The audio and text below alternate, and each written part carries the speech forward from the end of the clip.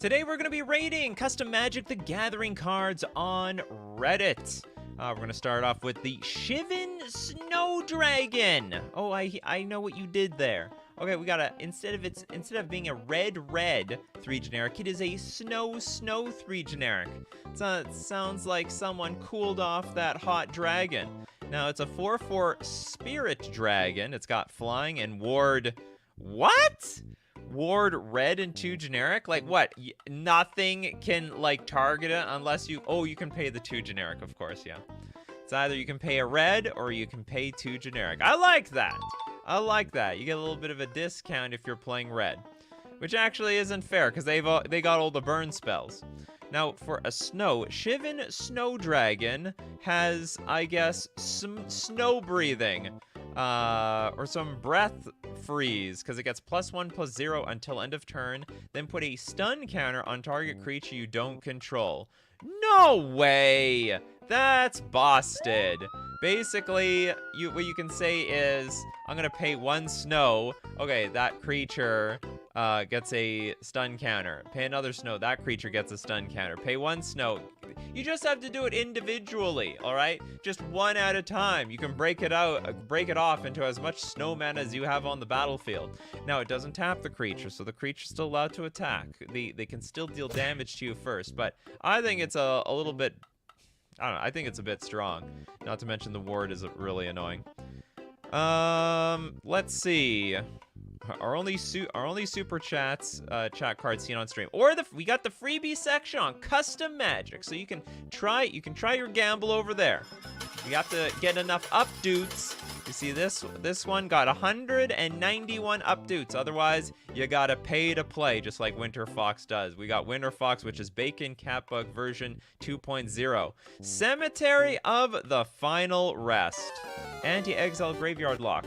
And all cards are submitted to my Discord, which I can look them up like here because the search function on Reddit sucks. But the search function on Discord is A-okay. You know, when you got a lot of words on the card, you might want to save on flavor text so that we can like expand the words that you already have on here. Now, ooh, we have a huge enchantment. Isn't this just an aura? So, bit of a grammatical mistake. It's like aura enchant land. It costs a colorless, snow, a generic, and Wooburg. That is insanely specific. Now that is hard to pull off. You literally need to be like, I don't know, a 7-color deck of some sort. You gotta buy into your snow-covered wastes, people. Get your snow-covered wastes. Cemetery of Final Rest is also considered a land, only when it is on the battlefield. Well, what type of mana does it tap for? All creatures that are to be exiled are sent to the graveyard instead. You'll switcheroo around here. All creatures in the graveyard cannot be regenerated. Well, usually they couldn't in the first place. Now, creatures cannot activate abilities in the graveyard. Spells cannot target creatures in the graveyard. Can't roll spells that affect the graveyard. I will say this: the only thing, so there's just 2 typos here. It should be an aura. Also, it doesn't matter. All creatures in the graveyard cannot be regenerated. They never could. You see, a regenerated creature, it never goes to the graveyard. It was always there. You gotta think of it like a shield. Regeneration is a shield, and once you pop that bubble, then there's no more bubble to protect. So outside of that, I gotta give it a fail, because this card doesn't function. You get rid of however, that regeneration bit, and I think this card's a-okay. I like the idea. Love the idea. Never shall you rise again to torment those that are still amongst the living. Basically, the super anti-graveyard hate. That costs 8 mana. Was it 8 mana? It's 8 mana. 8 mana super. It's never coming back. Nothing's ever coming back. Back to the freebie section. We got Bender. Huge fan of Futurama. We got 4 mana, 3/3. Would he really be black? Is that his color identity? I don't know. Can't tell. He is mischievous. Okay, he's a robot rogue. He is rogue. Menace. Whenever you commit a crime. A crime? You lose 1 life and create a tapped treasure token. This ability triggers only once each turn. I'm back, baby! Escape for a black 3 generic. Exile 3 other cards from your graveyard. You may cast this card from your graveyard for its escape cost. Honestly, I don't know what the flavor to vendor would be, but the card is totally a-okay with me. Okay, next one. Let's take a little look at Bacon Catbug. Coffee Crew Assemble Abzan. What does that mean? Coffee Crew Assemble.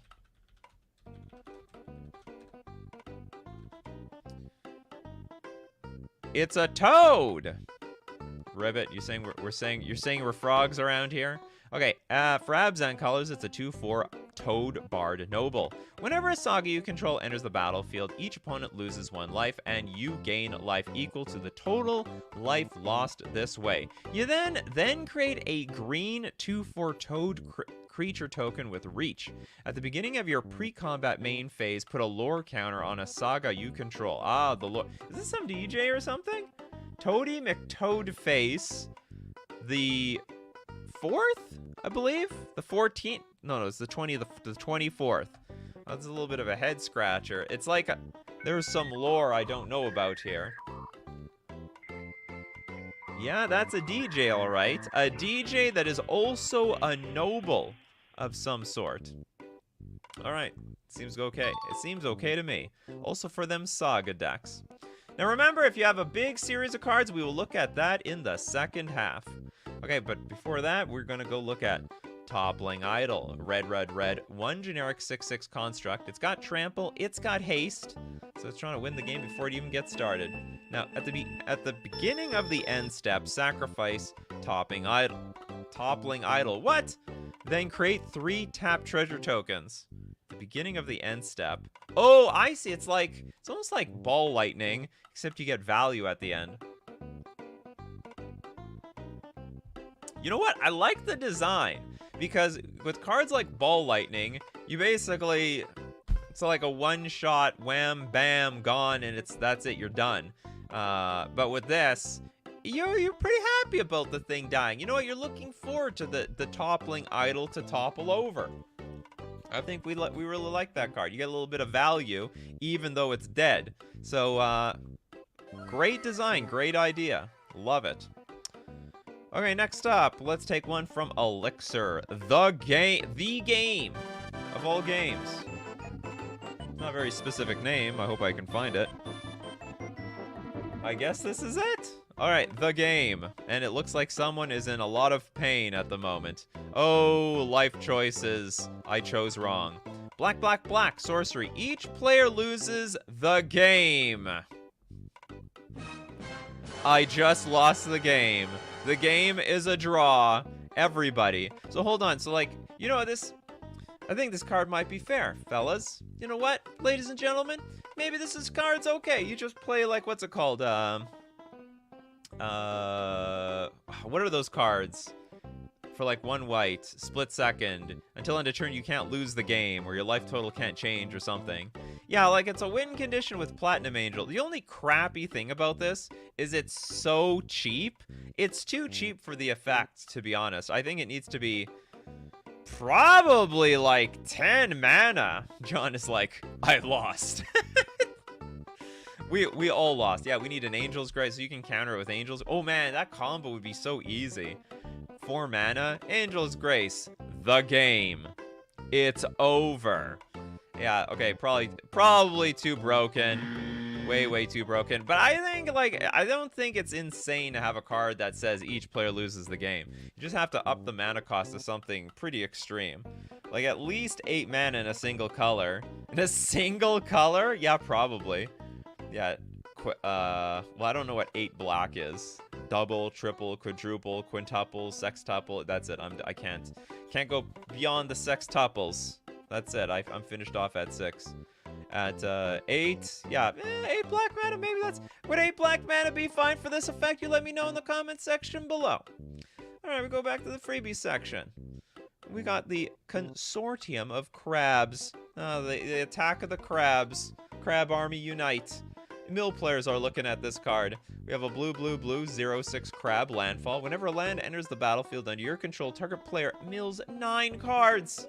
Okay, nobody wants to play against this. You know what? I'm right. The mill players will love this card. Would they play this? Probably. Like, this is nuts. On turn 4, play your consortium of crabs, play your fetch land, and then I lose, and then I crack and I lost 18 cards. It is a super crab. Crabs are super thrilled about this card.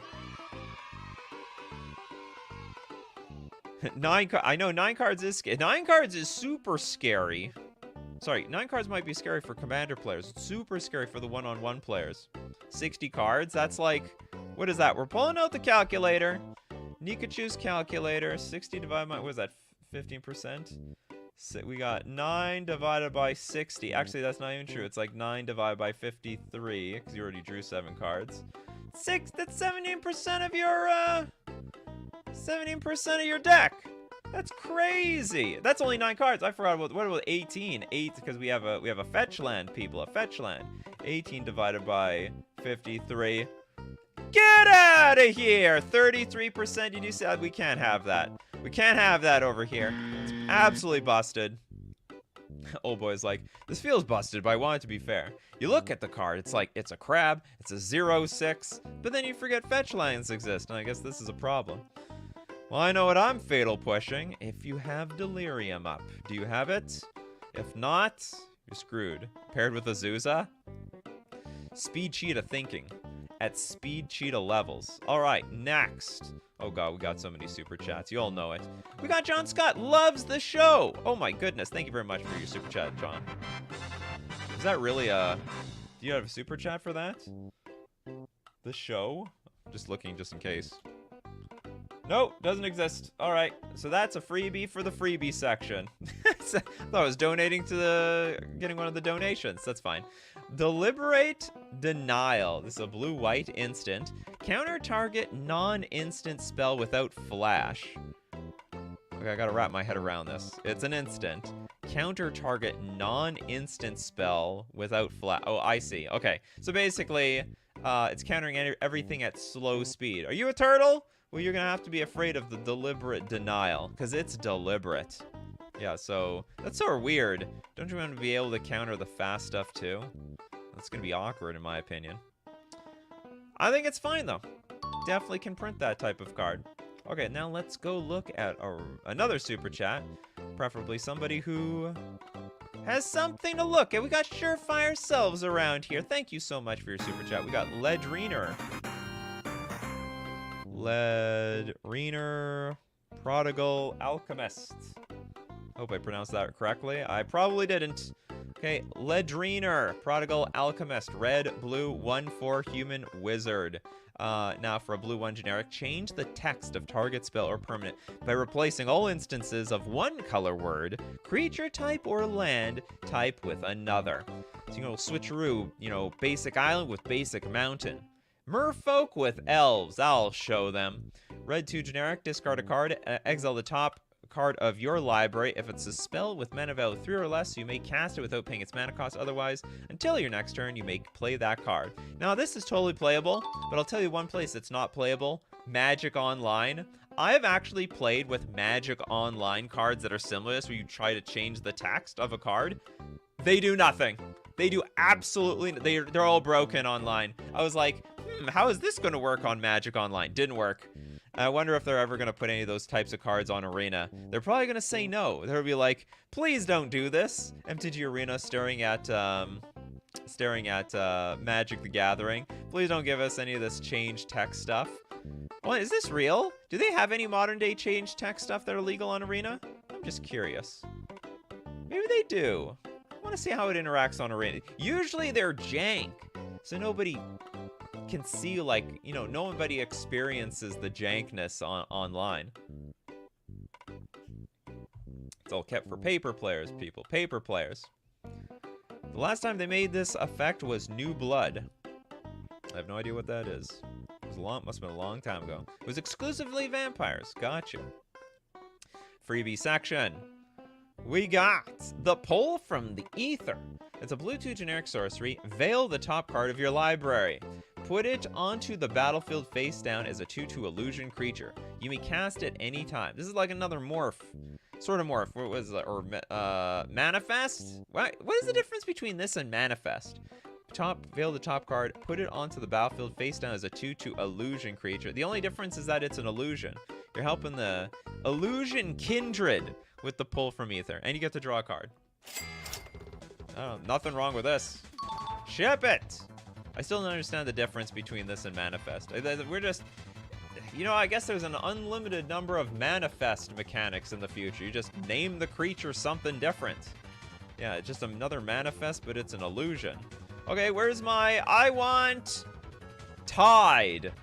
Where you tide the top card of your library, and it's a 2/2 merfolk face down. And you can turn it face up anytime for its mana cost. I'll be in for that, alright? Could have... Yeah, it probably could have been an instant. Nothing wrong with that either. Probably that would have been fair as well. Alright. Who wants to pay to play? It's Maddie. Maddie come to pay to play. Grievous Dealings.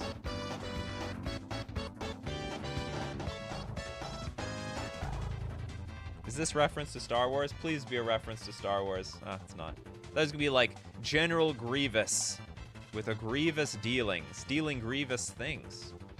Okay, it's a black 1 generic sorcery with Spell Flare. When you cast this spell for each opponent other than the targeted player, you may copy that spell targeting that player. Target player reveal. What the hell? Is that a storm? When you cast this spell for each opponent other than the targeting player, you may copy that spell targeting that player. Gee, I can't tell if this is targeting the same player like 3 times, or you would give one to everybody. For each opponent other than that, you may copy the spell. Okay, yeah, okay, no, it's sharing it everywhere. Target player reveals their hand. You choose a non-land card from it. That player discards that card and creates a treasure token. I wonder if it needed to be worded like that. Couldn't it just say, each player reveals their hand, you may, and then you just take one, and then they create a treasure token? Something to that effect? Isn't that wrong? No? Does that not work? I don't know why we need this sort of storm feeling to it. Fun thing to do is use this to target yourself when you want to discard something. Yeah, you target yourself and you still hit all your opponents. It still works that way. You're still targeting players, in my opinion. Nikachu, could we see all the variations of Kicker someday? We are still in development. Everything is Kicker, as they say. Everything is Kicker or... There's like only 2 true mechanics in this game. Not much of anything else. Alright, cool. Sweet card. Freebie section. The dial cycle? I don't think anyone can see this very well. Diamond Dial for a white. Diamond Dial enters the battlefield tapped. When Diamond Dial becomes untapped, you may gain 3 life. Actually, quite insane. Pay 2, tap. Tap all dials you control. Activate only once per turn. Okay, well. That did not sound particularly exciting. Tell them we weren't scared. So, for a black and 1 generic instant, creatures you control that are attacking or blocking gain death touch until end of combat. Sacrifice them at end of combat. Worf said once on Star Trek, "Today is a good day to die. Prepare for ramming speed." And that's exactly what they're gonna... Tell them we weren't scared. They weren't scared to attack the Borg either. This is basically a kamikaze mission. You know what? It's gonna be an excellent attack. I approve of this card. Very nice. It's very flavorful, I know. You gotta be bold and brave. It's easy to be bold and brave when you're not sending yourself into the red zone, in my opinion. Oh, Kicker and Horsemanship? Yeah, I guess that was... No, Horsemanship wasn't the first one, though. There wasn't any Horsemanship in Alpha. They can't call it Horsemanship. Everything is like Kicker and Landwalk to some degree. Everything is Kicker and Landwalk. All right, next up. Let's take a look at... We got Crimson Wolf with Rhea's Gramarye. Gramarye? Rhea's Gramarye. I wrote that. How about Rhea's? Is it apostrophe S? No, there isn't any. Oh, grammary. Did you, Crimson Wolf, did you post this on Reddit? I bet you posted this on Reddit. Okay, let's try to look for it on Reddit. New tab. No, copy this tab. Duplicate tab. Ria's Grammary. We don't use Reddit anymore. I think it is here. It was from 8 months ago. That's crazy. Okay. We have a red, black, Rakdos, Axe, one generic. By the way, this is against the rules. You're supposed to post in my Discord. It's a Discord-only show now. For looking things up. Because the search function sucks on Reddit. Okay, red, black, Rakdos, X. For a 1 loyalty Demon Lord. +1, draw a card. Lose 3 life. Create a 4/3 black demon creature token with flying. What? Okay, hold on. So we can play this for 3 mana, plus it up. Basically, pay 3 life to draw a card, and a 4th. Oh, that's just broken right off the bat. That's insane. Okay, -2, which is not easy because it already starts at 1. Search your library for a card and put that card in your hand. That's honestly less broken. I think +1 would be actually fair in that regard. It should be like 3 mana +1, you can do this, and then people can just kill it. Well, I don't know. Maybe that's wrong. Okay, -6. You get an emblem with whenever you lose life, each opponent loses 3 times that much life. I don't know how you're gonna break that. Whenever you, you have to lose life. No, but taking damage is also loss of life. There is no way this can be legal. Yeah, what does it X do? Well, it does whatever. It gets around Chalice of the Void on 3. That's what it does, Jirocat. Sometimes, you know, you gotta pay X to get around some cards. So it's got that going for it. Was this an AI-generated card? Because that's a hallmark. That's almost like a signature of the AI cards. They just put X at the end of anything. At the mana cost, and they also say it's still a land. I'm surprised it didn't say it was still a land on here. Probably was inspired in some way. But that +1 is insane. So it's just absolutely insane. You have a Planeswalker that's ticking up, and you have a 4/3 defender, and you drew a card. It's absolutely nuts. Damage counts as loss of life? Yes. Yes, it does. Unless someone can correct me. I'm pretty sure that's a thing. So if you ever lost life, sorry, if you ever took damage, you're technically losing life. So useless. X plus it's still land for the next stream. Yeah. That is correct. Okay, next up. We've got... Oh, this is the freebie section. Back to the freebie section. Stifling Heat. We have a white, red, 1 generic for a enchantment. If a creature entering the battlefield would cause an ability to trigger, Stifling Heat deals 1 damage to that creature's controller instead. That is cool. All right, you want to have triggered abilities? I wish it was also activated abilities. I think that would be cool too, because I think that would be cool because that's like, we do not have a good way to deal with triggered or activated abilities in Magic the Gathering. All the tools suck. They're just downright absolute trash.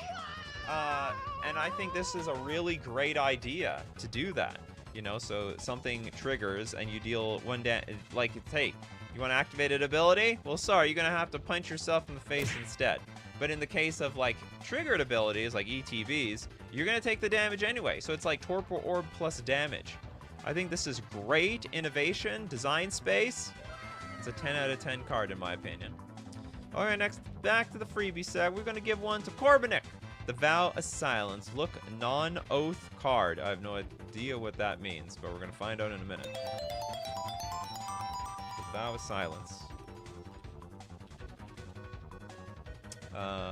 Look, a non-oath card? Huh? Look, a non-oath card. I don't know. How do I find this thing? Oath card? I'm just going to go to the freebie section if I can't look up your guys' cards.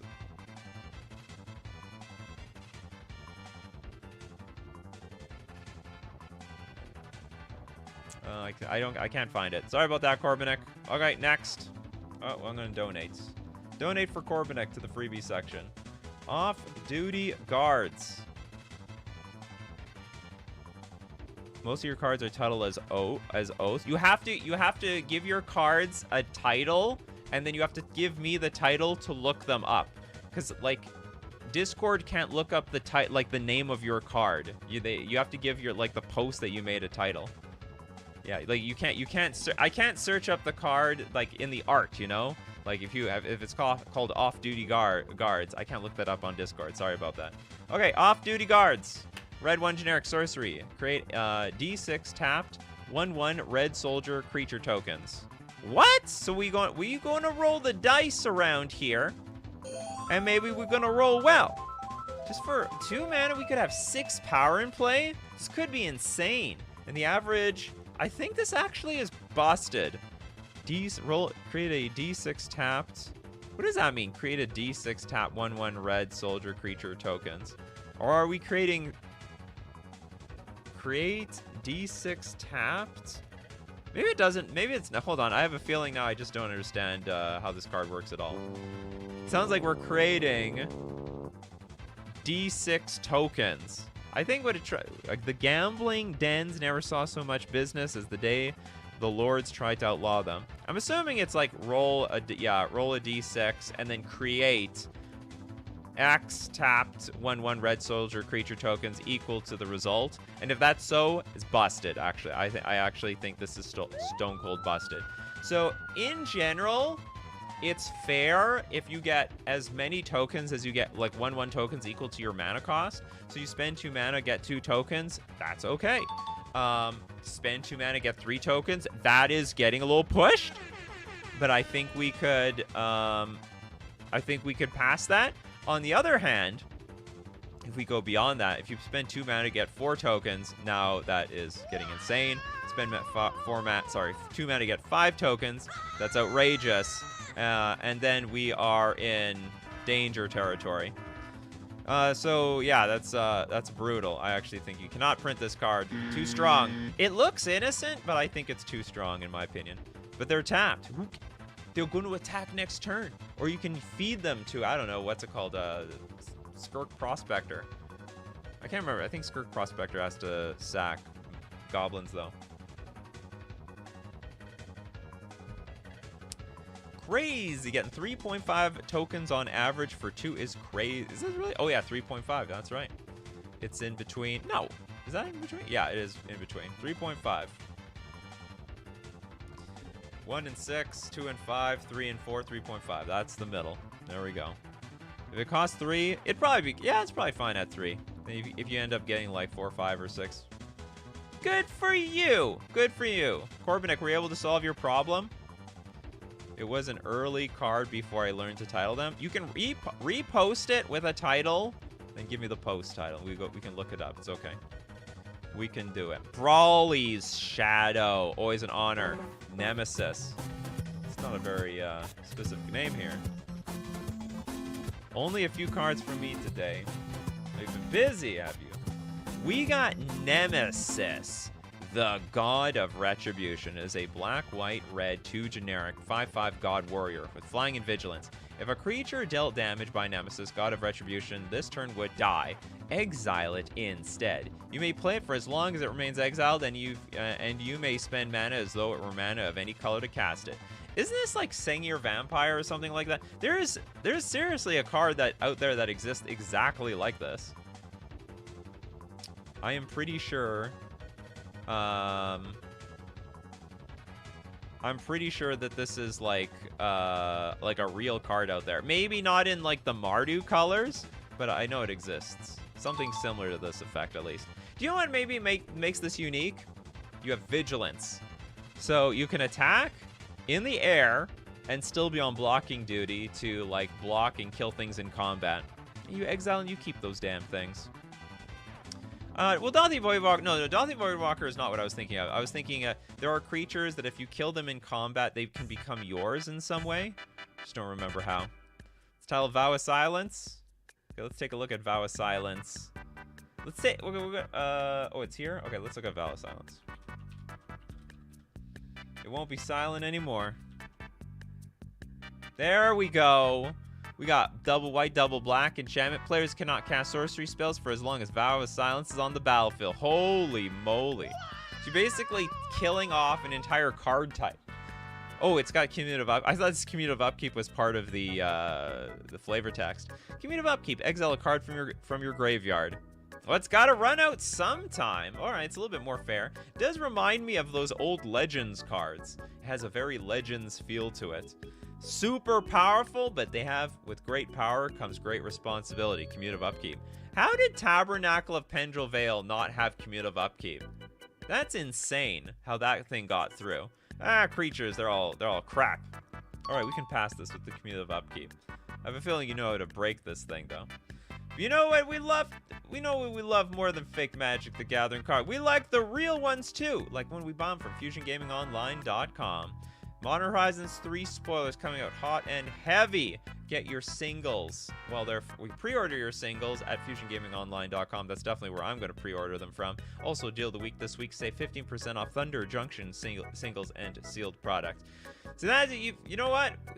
The new stuff is coming out. That's why the old stuff, it's now on sale. So if you didn't pick them up when it first came out, now you get a deal. You're getting rewarded for your patience. And don't forget to use coupon code Nikachu at checkout for 5% off all your purchases. We're also going to thank Mana Traders, the premier place for renting Magic cards online.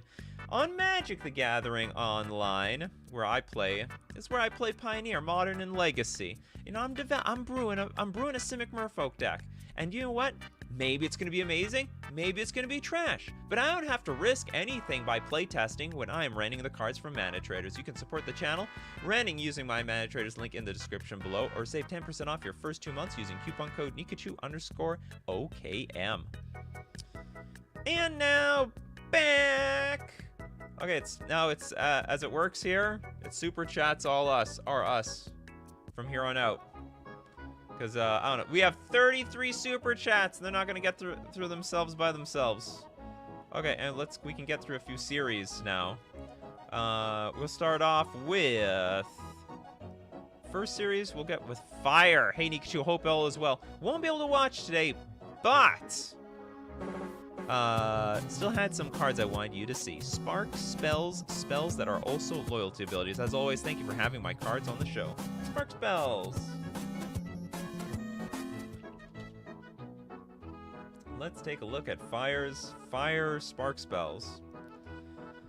Alright, we got the Selfless Knight, a white 5/5 Gideon human soldier. Oh my goodness. Spark creature. As an additional cost to cast this spell, -2 loyalty, a planeswalker you control. Interesting. The planeswalkers must call Gideon to battle. It's funny it's called Selfless Knight when really it's a Gideon. Okay, it's got flash. It's got flash. It's got haste. If Selfless Knight entered this turn, prevent all damage that would be dealt to it. Great card. I don't even think it's that. Maybe it's crazy. White spell with flash and haste, and it's a 5/5. But you need a planeswalker to get. Yeah, it's like almost like planeswalker convoke to some degree. But so you do need planeswalker in play in order to cast this thing, or no deal. So you know what? It's not really 3 mana. Oh, so we have the whole series here. The Master's Manipulation, a blue, Jace, and his additional cost to cast this spell. You got a -3, a planeswalker you control. This counts as using a loyalty ability. Each opponent mills 7 cards, then draw a card. Oh my goodness. Each opponent This actually is so fair. I think it's super underwhelming. I would not -3 and spend a card on this thing. Do I get to draw a card for each player that milled 7? If that's the case, then I'm all thumbs up for this. If I'm not, no, I think it's too fair. Okay, False Life. That sounds very grim. Okay, we have a black Spark Sorcery Liliana. As an additional cost to cast this spell, -X, a planeswalker you control. Put target creature card with mana value X or less from a graveyard onto the battlefield under your control. It becomes a zombie in addition to its other creature types. Awesome card. The mechanic's a banger. I think this is a great mechanic. Scorching Ray, red. Spark Sorcery Chandra. As additional cost to cast this spell, -X, a planeswalker you control. As you cast this spell, copy it for each red planeswalker you control. Uh-oh. Scorching Ray deals X damage to any target. That also could be. That's a fire card. It's Chandra wielding the fire. And World's Birth, green Nissa. As an additional cost to cast this spell, 0 a Planeswalker you control. So basically, let it exist. If Planeswalker exists, the world can have birth. Search your library for up to 2 land cards. Reveal those cards, put one on the battlefield tapped and the other into your hand. Why is this costing nothing? You know, I don't know if I'm behind the world's birth one. I guess it's okay, but like, shouldn't it also have like a cost to it? It's just basically, it's just, you cannot play World's Birth unless you have a Planeswalker in play. But I think the mechanic is very interesting. Gideon could be even like super ultra strong. Just out of curiosity, can you still minus the 2 when this thing has haste?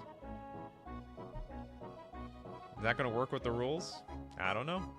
They're quite interesting. We got some love for the spark spells. Okay, let's take a look at, I guess one at a time. We're going to take a look at Winter Fox.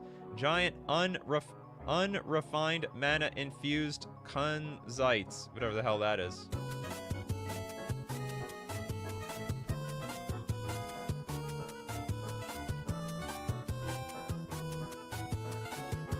Oh boy, that's a lot of words. Okay, it's a lot of words for a 2 mana artifact. It comes into play with 3 mining counters on it when unrefined mana infused Kunzite has mining counters on it. Tap, remove 1 mining counter from a giant unrefined mana thingamabob and add blue or red.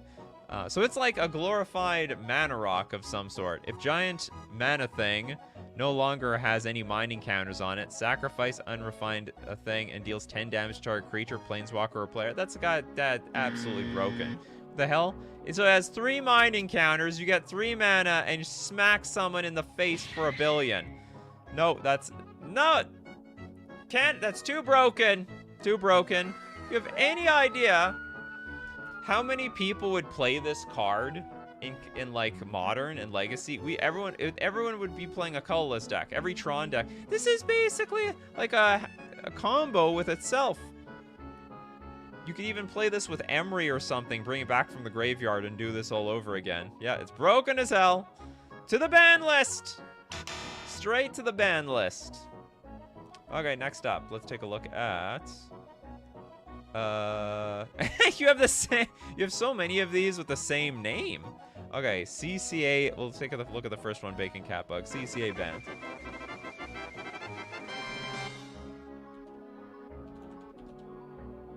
We got the Bant one. Ooh, it's a great picture.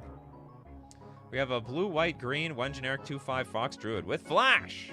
It's got Absorb X, where X is the number of different critter types you control. You're gonna want to call them critters, huh? You're ready for a Bloom Burrow. Critters you control get critters are birds, cats, rabbits, snakes, and wolves. Critters you control get +2/+2, and creatures you don't control lose flying and menace. So everyone got to be at the level of the critters for the most part, except your flying creatures still fly. Majra can block any number of creatures. Big shout out to Majra there. Where is Majra anyway? Majra couldn't make it today. Too excited about MH3 spoilers, I guess. Let's see. Is this that looks pretty good. I don't know if the flash is fair, but I think it's pretty cool. You just have to make a bird deck. This would go great in anyone's bird token deck. It's probably the Lord we're looking for in a bird deck, period. Unfortunately, birds a little weak. Birds could use a little strength, you know? And I think Majra, Friend to All. Oh, I didn't even notice this is called Majra, Friend to All. Majra can block any number of creatures. Okay, I didn't realize until, didn't even read the name. All right, huge shout out to Majra from Bacon Catbug. Cool stuff.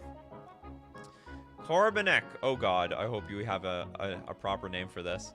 Oath to All, Choice, Prosperity, Vengeance, Tranquility. Oh, did we look at all these? Oath to All. Oh, Oath to Prosperity. Hold on, let's see. Is it with like all your other ones? It's not. You're gonna make me look up every single... You can post them all at the same time, Korbanek, you know. Okay, I will try to look at all of them. The text is too small. Way too small. See, if the text is, I'll tell you this much. If I gotta go in this far to read the thing, you're in trouble. I'm gonna read one. If they're all like this, you've been a naughty person, Corbinik. Okay, we got Teamer, instant. Only mana from land sources you pay for this card's casting cost. Choose one or more. Search your library for an instant or sorcery spell and add it to your hand. Reveal it. Yeah, hopefully. Shouldn't we reveal it, then add it to our hand?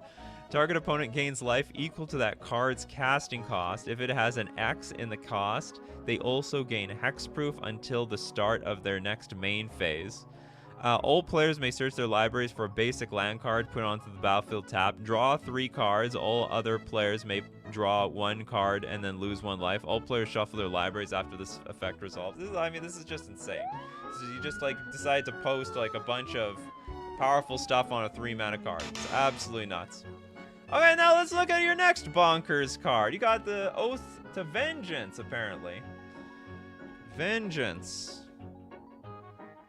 Oath to Vengeance? How about Oath to something? Okay, oh, we have Oath to... Okay, here's Oath to Vengeance. Well, you spelled it differently. Okay, it is a black, blue, white instant. Only mana from land sources can be spent to cast the spell. It's basically... Yeah, you gotta spend it on lands, I guess. Okay, until end of turn, each creature gains. If this creature were to do damage to a player instead, its owner must mill cards equal to its power. And 2, this creature's power becomes 1. Huh? And 2 mana, this creature's power becomes 1 until your next end step. Unfortunately, I don't know what that means. The player who casts this spell can't cast any other spells during this turn or pay mana for creature effects. I have no idea if this is good or bad. Only mana. I guess this is okay. I think that's fine, actually. I think what you're trying to say is, instead of dealing damage, we gotta mill cards. Templating is a little awkward, in my opinion. Okay, what's the next one? We've got Tranquility. Is Tranquility in here? Okay, we got Oath to Tranquility. Green, white, blue, instant. Again, gotta be passed in from your lands. This card can only be played during the combat phase. Prevent all combat damage dealt to you this turn. All life totals become what they were at the start of the current turn. So they go back to how they began. If any non-planeswalker permanents left the battlefield this turn, return them to the battlefield tapped under their owner's control. They lose all abilities and effects until the start of the post-battle main phase. I think this is fine.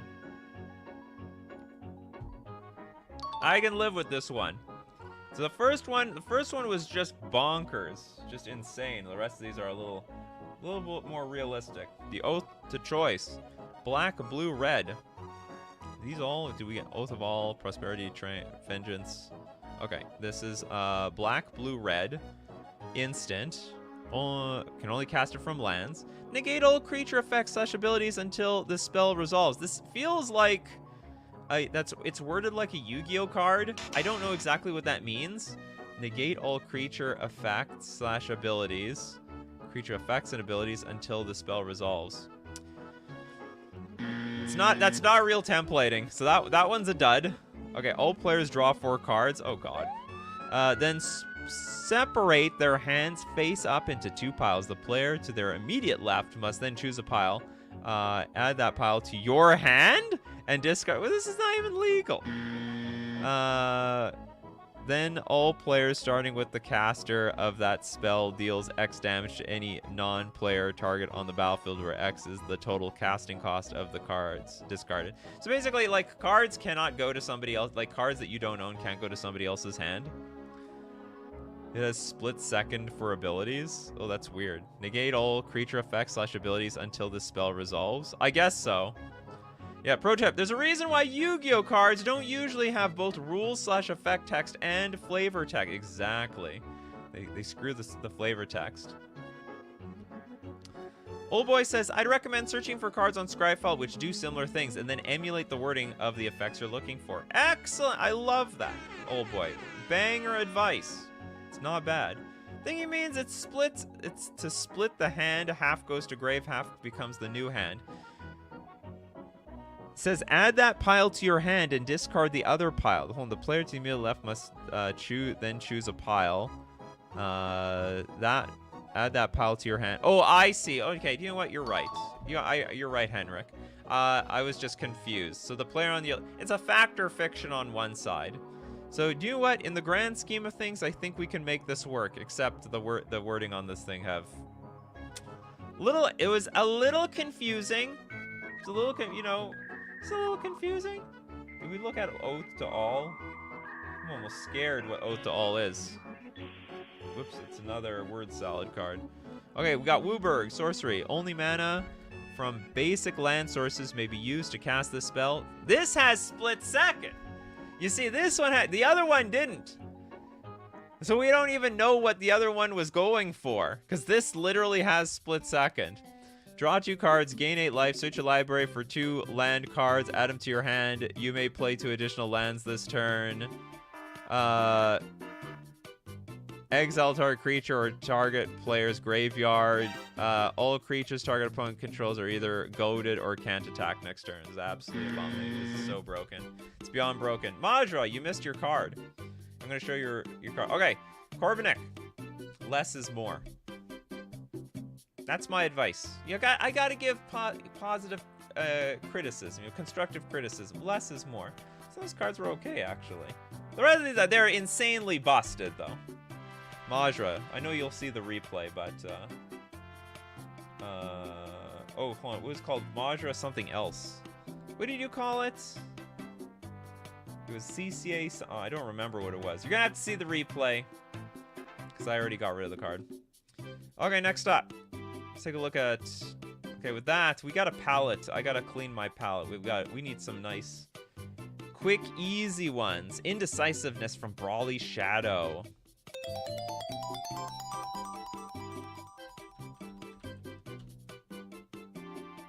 Indecisiveness. Okay, we got blue. I mean, you can only play with basic lands. It's not that hard to do, though. Fetch. You got your basic lands. I think it's easier than you think. It's easier than you think. Okay, it's a blue 1 generic enchantment. At the beginning of your draw step, draw an additional card. Then put a card from your hand on the top of your library. Let's see, interesting. At the beginning of your draw step, draw an additional card. Then put a card from your hand on top of your library. That's cool. It's like basically, what's it called? Like a Howling Mine. One-sided Howling Mine. Oh, that CCA band? Okay, let's look up CCA band for a second. Majra, you got your own card here. Surprised you weren't here from the beginning. This is, Compliments of Bacon Catbug. Take a look at it. Take a screenshot. We already looked at it. You're gonna have to get my opinion later. I would play this, to be honest. Oh, you mean the blue card? Yeah, that's a good one. Okay, let's take a look at Dimitri Wizenhunt. Thank you so much. Amazing super chat. Not a series, but 2 cards that combo and both have a ton of text. All right, so you're actually paying me to read your novel. The Gate of Fusing Souls. And Linear Equation Mana. Oh my goodness. It is literally... Look at this card! What is this? What is this? Dimitri paying in advance for me to actually read the novel. All right. What is the lore here? Now, it is 12 mana plus Wooburg, so we're at a total of 17 mana. Yeah, it actually fits the entire card perfectly here. This card is considered controlled by all players.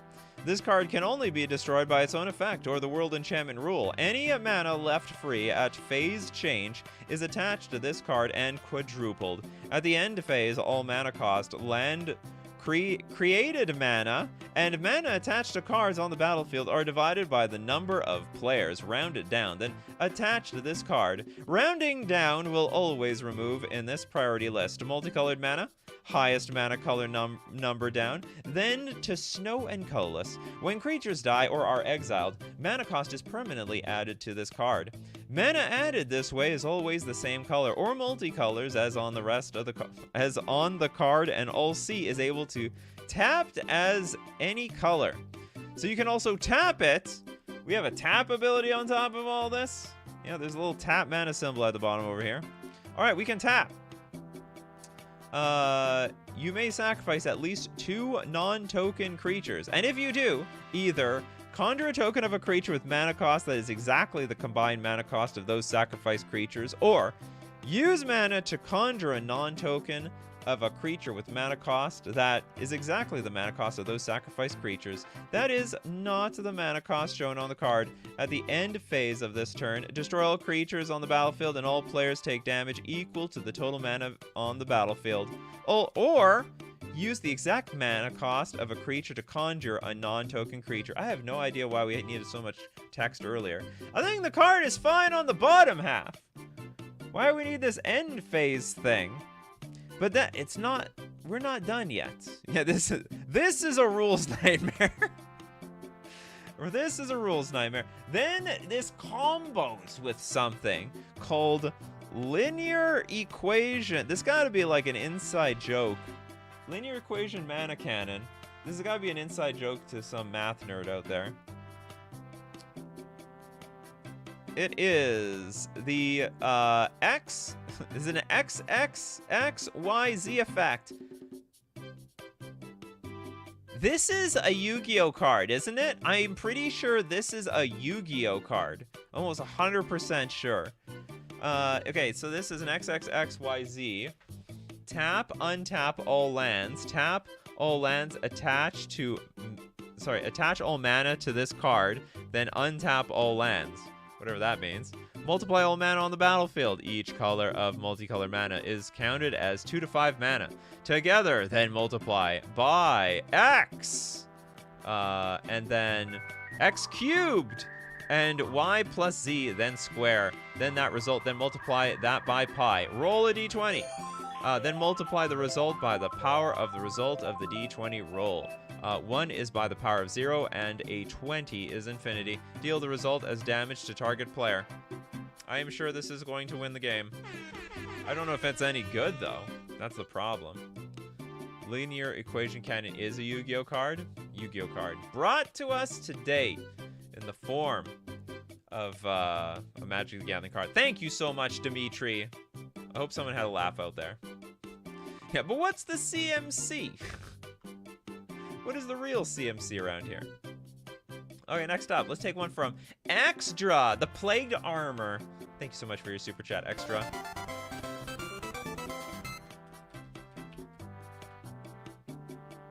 Plagued Armor. Oops, Plagued Armor? I found it. We got the Plagued Sword. Usually it's $2 a card, but I'll give you both of them. You're a new person around here. I'm gonna give you a new person discount. 1 red. Isn't this backwards? Or are you? Or did you put it in a way that I could read it? I would read it properly, because a lot of people complain that I read the mana cost backwards. So in this case, you're forcing me to read it like one generic double red. It's an equipment artifact. Plague Sword can be equipped to opponents' creatures. Finally! Like, finally we can do that. Why can't we do that already? When a creature is equipped with Plague Sword, they cannot be used to block, they cannot be sacrificed, and they cannot be untapped. Ah, I see. Isn't this just an aura? Just an artifact-based aura. Nikachu, will you do a face-down card tier list in the future? That's a good idea, Coffee and Buns. I like that. I like that idea. Try to remind me on another show. Hold on, can I write this down?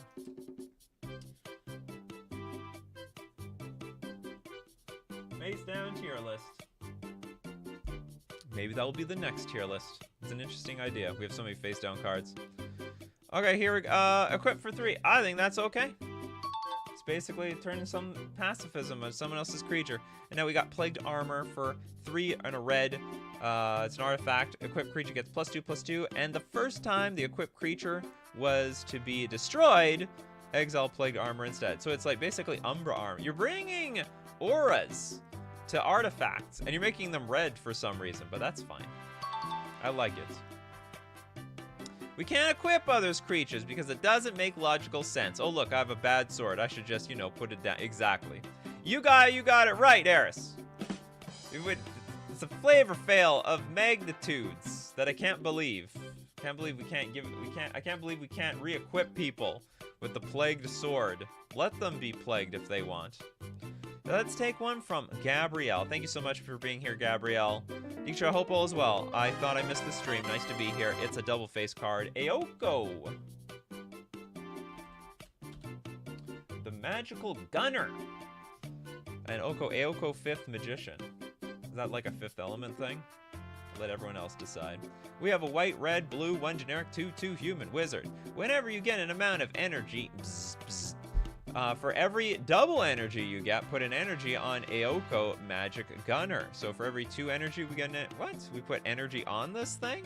Tap. Aoko Magic Gunner deals X damage to target creature or planeswalker, or X is the amount of energy on her. So she actually gets the energy counter. It's like a charge, or is it like a charge counter? I guess it's literally energy. We're putting the energy on this thing. Okay, and also, well, this is gonna cost a lot. This is 8 energy, exile Aoko Magic Gunner, then return her to the battlefield, transformed under their owner's control, activate only as a sorcery. And we have Aoko, the 5th Magician. What happened to 1 to 4? We don't talk about that around here. Now, whenever you get an amount of energy, you put that many energy on Aoko 5th Magician. You know, this is very well timed because a bunch of energy cards are coming out of Modern Horizons 3. +2, get energy, get power. She's own self-sufficient power plant. And then 5th Magician deals X damage to any target where X is the amount of energy on her. And she's already depleted because we wasted a lot of energy just to flip her. -3, pay energy. If you do, return target creature with power X from your graveyard or exile to the battlefield. What's the energy for? If you return target creature, pay X. Oh, power X, got it. Okay, I guess we pay X energy. And then -10, you get an emblem with, you may cast spells with mana value inferior or equal to your amount of energy without paying their mana cost. Well timed. Well timed for this energy card. I also like the idea is as you use energy, you're getting energy. Gotta spend energy to get energy around here. Dimitri, also a fun math joke for a linear equation mana cannon. Power of 0 will always be 1. You know what? I got that joke. I got it. The power of 0 will always be 1. What is the power of 0 to 1? It's still 1. That's exactly what it is. Okay, let's take a look at... You know, what is this show without Majra? Majra is everything to the show. Hold on, part 3. Or is that your first super chat? Let's try to do it in order. I don't know if you have any other orders around here. Where's your first one?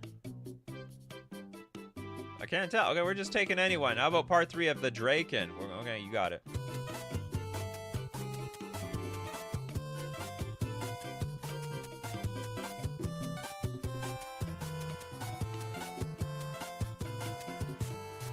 Alright, Majra, we got green, black, 2 generic, dragon, rogue, archer. That's a 3/3 at flying and death touch.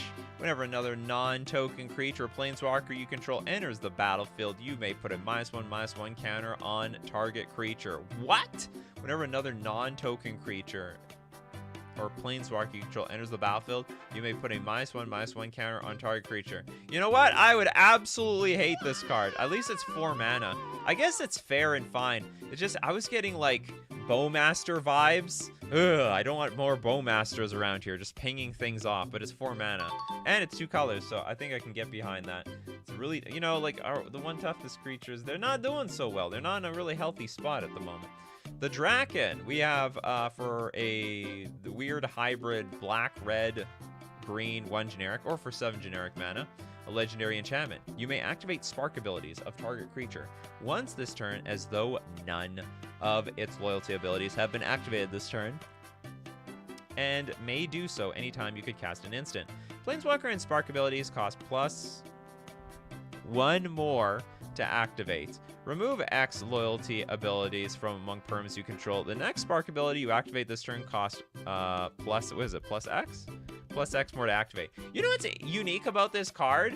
It's like the first tax effect on Planeswalkers. Does that even exist? And how have we gone so many years without them? Or is it like, I guess they don't design them because, like, first off, people already hate taxing effects as it is, and you're gonna tax their damn loyalty. So that'll make some creatures like unplayable upon immediately. Oh no, hold on. This could also work the other way around. Hold on. Planeswalker and Spark abilities cost plus more to activate. Is that like a bad thing? That's a good thing, isn't it? Because you just add the loyalty. How do you tax a Planeswalker ability?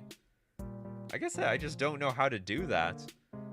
So you literally give loyalty. It's actually really saying you're getting extra loyalty out of this. Yeah, Cart the Lion is like something like that. Well, isn't it? I don't remember exactly how Cart the Lion works. Yeah, it's like cost 1 more, so from 1 to 2. But then you just do it. So like, let's say the ability costs 2. All right, you just add 2 loyalty. Like, that's not a bad thing. It's a great thing. Yeah, it's not a tax. It's a buff, actually. We're buffing them Planeswalkers. Okay. Next up, Draken's Gate. Enters tap, pay 2, tap, put a loyalty counter on target perm. That's great. Add Jund Colors. That's a banger card. That could be a commander card one day. Hear that, Wizards? You can steal it from, well, shouldn't speak on behalf of Majra, but I'm sure Majra would love to see his own card in a commander set one day. Draken's Ruffian. It's a green-black 2/2 with Dragon's Rogue. -4.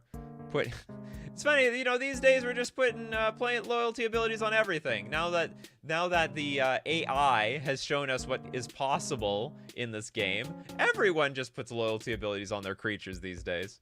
Okay, put X -1/-1 counters on target creature, where X is Draken Ruffian's power. You can activate a Spark ability once each turn and only anytime you could cast a sorcery.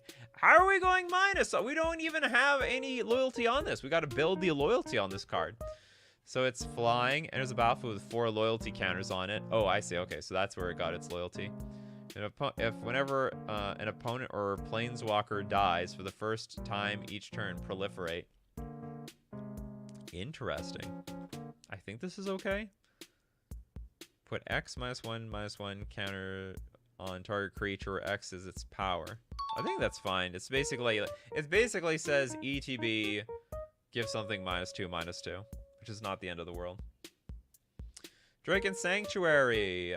We got for 10 mana and a legendary enchantment. The spell costs 1 less to cast for each Planeswalker or creature with a Spark ability you control. Each creature you control with a Spark ability whenever this creature deals damage, put a loyalty counter on it. At the beginning of your end step, time travel. Whenever you resolve your first instant or sorcery spell from your hand each turn, exile it with 5 time counters on it. If it didn't have suspend, it gains suspend. That's pretty cool. I think that's insanely... It's 10 mana, so at that point, I think you should be allowed to do whatever the hell you want. The land can put loyalty on the Draken's Ruffian. It can! 1 at a time. Its ability was insanely expensive, though. Okay, let's take a small one. Let's take a few small ones from Winter Fox. You can also donate to the freebies. Like, you actually... Yes, you can. Thank you very much. The freebie section. Okay, well, let's go to the freebie section. You know who? Successful Mud 8596. Gonna be happy for that donation. We got the Molten Fury. It's a red instant. Target creature you control gets +5/-1 until end of turn. Is that good? Target creature you control. That's a lot of damage. You can't put on 1 toughness creature. What is time travel? I don't remember. It's something to do with, like, you can, like, add counters to, like, suspend or remove counters. I think you can add or remove counters to suspend cards. Something to that effect. It's a Doctor Who mechanic. It's a pump spell. I could kill the creature and then you get nothing. So like, it has to be fair. Who needs brains when your fist has the strength to crush boulders and the heat to melt them before even making contact? That's right. It's like an ice cream that I try to throw at the fireplace, but it melts and it gets incinerated before it reaches it. All right, next up, we've got... Who do we got? We got Bacon Catbug here with CCA Esper.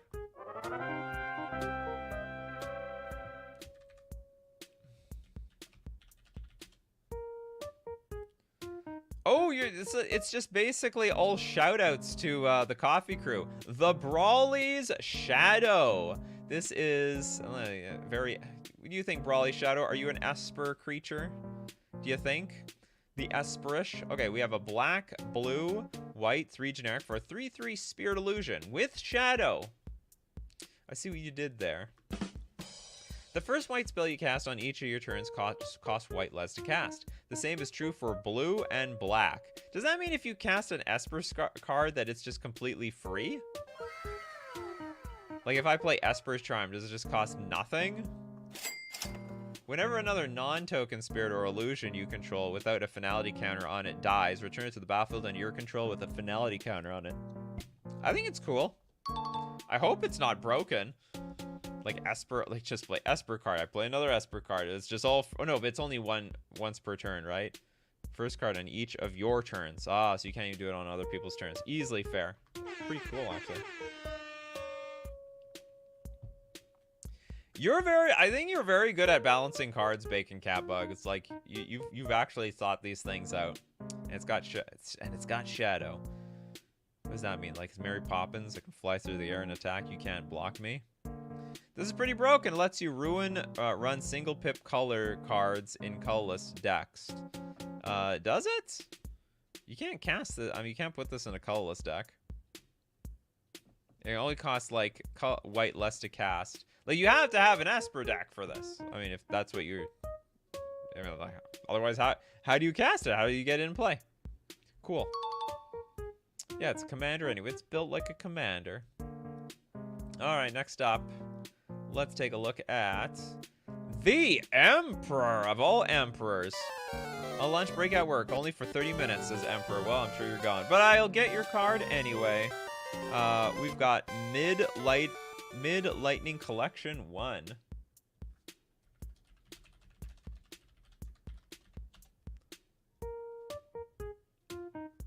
Please read the Planeswalkers first. It's 5 cards total in 2 parts on the Discord channel because I fixed a grammar issue on a card. And donate. Oh, you want to donate to 2? We can donate to 2 as well. Where's your other cards then? Midnight Collection. The Midnight. Oh, okay, this is just the first one. My first set. Okay, you said you had a miss. You had a grammar mistake? Okay, I'm assuming this is the fixed one. Mid-Lightning's Collections. It's an emblem. Demons can only untap during their owner's untap step. Demons! Activated abilities of demons can't be activated if they are tapped. This is like demon hate. Oh, this is just the emblem. All demons gain at the beginning of your upkeep, pay 3 or tap this creature. If you would lose the game, instead each opponent creates a copy of this emblem. Then you lose the game. Oh god, oh goodness. That is a danger for me. Okay, so here's the Planeswalkers, I guess. Oh, so it's just a little bit up. Okay, so that was the, was it this one? You get like a different emblem depending. Okay, we look at the Planeswalkers. Mid-Lightning Master Illusionist, blue Azorius, and a white, and 1 generic for a 3 loyalty Mid-Lightning. Partners, this is a lot of words by the way. Partners with Mid-Lightning Soul Broker. Protection from demons. You're making an anti-demon deck. It's like you lost to your friend playing a demon deck. He said, I'm building something to destroy this thing. This card can't be put into its owner's graveyard from exile by effects from its owner's opponents. +1. Until the end of your next turn, this card gains hexproof and it can't be sacrificed. Pay 0. Until your next turn, this card becomes a 5/5 Pegasus creature with flying and hexproof. And it gains, if this card would leave the battlefield, exile it instead. Return to the battlefield under its owner's control at the beginning of their next upkeep. Minus X. Put X -1 loyalty counters on another target mid lightning planeswalker. Okay, how do we get the emblems? Okay, so we have mid lightning Soulbroker for a black Azorius. 7 loyalty? 7? Partners with mid-lightning Master Illusionist. Protection from demons. Can't be sacrificed. For each demon your opponent controls, loyalty abilities on this planeswalker cost an additional +1 to activate. -3, exile target demon. Alright, yeah. It's gone. -9. You need the loyalty, I see. Oh, you get an emblem named Mid-Lightning's Prophet. -9, you get an emblem named Mid-Lightning's Collection. Okay. And then -20, each opponent creates an emblem named Demonic Conspiracy. Given the fact that this is so narrow to demons, maybe it's okay. Maybe. It feels too narrow, but I think that's the goal. Yeah, it's insanely narrow. Yeah, -20, damn. How do you even get to -20? It's almost impossible. You, like, literally need to get plus on this thing from something else. Get rid of the other... We got Demonic Conspiracy. Creatures you control are demons. I just created demons? I thought we were getting rid of the demons. The same is true. The same is true. Creature spells you control and creature cards you own that aren't on the battlefield. Mid-Lightning's Prophets. Oh, so this is this one? No, that was collections. Okay, Mid-Lightning's Prophets. Whenever a player casts a demon spell or a demon enters the battlefield without it being cast, or a player activates an ability of a demon or demon becomes tapped, or a demon phases, create a gold token and put a loyalty counter on each mid-lightning planeswalker. I can't say these cards are bad. I guess if there's some way that you turn all creatures in play from your opponents to be demons, this would be insanely busted. But because it's so narrow, I think it's okay. Yeah, someone's trying to make Grizzlebrand fair. Okay, you can play Grizzlebrand, but I'm playing with Mid-Lightning Master Illusionist. And it's fair. That's a fair deal. We got Big Pogger. I thought of a custom card today. Bridge the Empty Throne. White. If Bridge of the Empty Throne is in your graveyard, whenever you cast an enchantment spell, create a 2/2 white cleric token. I love it. So it's basically enchantment form of Bridge from Below. Okay, there was 2 super chats. Donated. Midnight Investigation. It's a black 1 generic instant with Miracle Black. It becomes night. Suspect all outlaws. I don't know. I don't think this card is any good. Totally printable though. Take it to the printers. Trash Heap. Artifact land. When Trash Heap enters the battlefield, create a treasure token. That is interesting. Oh, it doesn't tap for mana. That is interesting.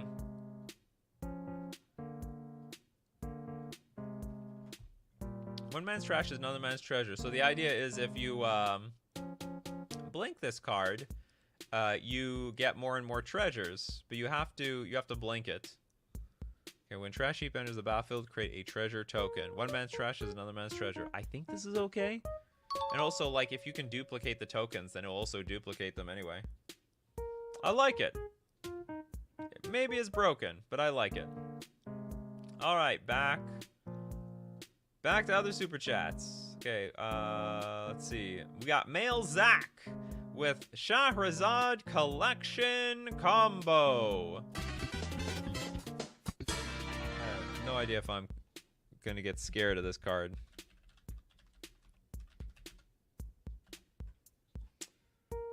Here's the Shahrazad Collection Combo. How much is a euro? €6 in USD. Basically $6. So basically how it works is it's like basically $2 per card. So I will look at 3 cards of yours. This exact order would be kind of fun in a combo. Shahrazad Collection Combo. So we got the Imperial Order of Shahrazad, the 4-mana instant, while Princess Shahrazad is in your hand or casted this turn, change the card text of may to must until end of turn. Oh my goodness. You may? No, you must. You're doing this. It's against your will. Just for once, let's do this. Yeah, just for once. I agree. That's fun. Prince Shahran the Fifth. It's a 4-mana 2/2 human, first strike, vigilance, and haste. Pay 5 tap. You may cast Sultan Shahran Fourth from your hand without paying its mana cost. So it's basically like a very narrow elvish piper of some sort.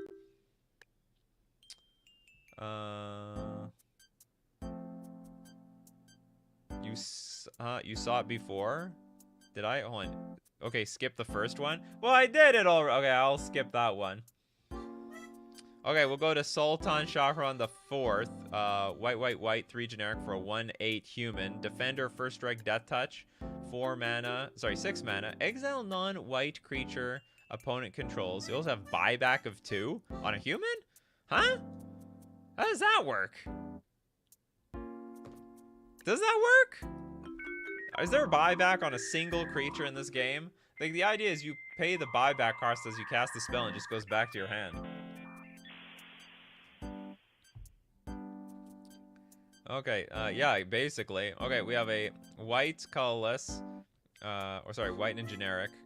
Tap, you may cast Sultan Shahrazad from your hand or library or graveyard without paying its mana cost. Sultan is here. That makes absolutely no sense. No! God, please, no! Yeah, I guess this has to be an AI created card because we are activating the ability without it even being on the battlefield. There isn't a buyback creature yet. Until the Sultan shows up. Wait, this card actually makes no sense, so can't be done. Okay, Sultan Shahrazad. We have a white, 1/3 human, indestructible lifelink. Search your library and select Princess Shahrazad and add it to your hand. White, tap. You may cast Princess Shahrazad from your hand instead of paying its mana cost. You may cast Princess... But it's impossible. You can't activate the ability in your hand. You can't even tap it. I mean, okay, I'll tell you what you can do. You can, like, remove the tap ability. That's the thing that's messing me up. You could literally have an activated ability, like white, and it say, you may cast Princess, or, like, it's an activated ability. Just put it into play directly, or something of that effect. You're casting another card with the cost. You may cast Princess Shahrazad. Oh, from your hand instead of paying. You may cast... No, we're just putting it into play, right? Okay, you may cast Princess Shahrazad from your hand instead of paying its mana cost. Oh, I guess you're still casting it, but it's just for free? So hold on. How does this work? You may cast Sultan Shahran. So this gets Sultan Shahran in play. How much? What's the casting cost? It's 5, so we get a discount on this. And then here you may cast Sultan Shahrazad. Which one's the Sultan? Is this Sultan? Is this Sultan? This is Sultan Shahrazad. And that was for 2 mana. So you get a discount everything. Okay, I got it. Yeah, this is Sultan Shahrazad, which refers to Princess. Okay, I think I get it. I get it now. So you get a discount. You can cast from your hand or library or graveyard without paying its mana cost. I think what you get... I have it... I think better wording is you may search your hand, library, or graveyard for a card called Sultan Shahrazad and just put it into play. That would be a lot easier on the brain. I understand what you're trying to do. Now, the difference between directly putting it in play and casting it is that you give people the ability to counter it, but I think it would just make a lot more sense if we just tutor it directly onto the battlefield, just like Rebels did, because that's what look up Rebel cards like Lin Civi, because that's basically what you're trying to do. It's basically what you're trying to do. And you know what? With all that, I'm curious. You know what? I'll give you the last one. I'm just curious at where this is going. We have Princess Shahrazad, the white sorcery. Players may decide together and may choose together to leave the game in progress as it is and use the cards left in their libraries as decks in which to play a subgame of Magic. When a subgame is over, players shuffle these cards, return them to libraries, and resume game in progress, with any loser of subgame having his or her remaining life points. Rounding down, effects that prevent damage may not be used to counter this loss of life. The subgame has no ante. You didn't have to perfectly copy the original wording on Shahrazad. Is that the Oracle text? I think the Oracle text changed. Using less than 40 cards may be necessary. If player chooses not to play, exile this card. Man, I haven't seen buyback in forever. Life points. That's a Yu-Gi-Oh term. You have taken 50 of my life points. Okay, next up. What do we got next? We got Joseph Johnson. That's who we got next. It's been a while, but I did all my dragon marks from D&D under the name Monty in Discord. That's okay. Okay, so what is it called? I did all my from D&D Eberron. Your name Monty is okay, good. I found it. Thank you so much for your donation, Joseph Johnson. Welcome back. Didn't even know you're gone. It felt like yesterday. All right, Mark of the Sentinel. So we have these aura. This is an enchantment aura with level up. We gotta level up, people. Level it up. White, 1 generic. Gain the next level as a sorcery to gain its ability. Enchanted creature gets +1/+3 and vigilance. Then we got level 2 for a white. Enchanted creature has tap. Place a shield counter on target creature that does not have a shield counter on it. That's cool. And then for 4 mana, level 3. Enchanted creature has Ward X, where X is the number of creatures you control. Creatures you control have Ward 1. I have no idea if that's going to break anything, but I like the card.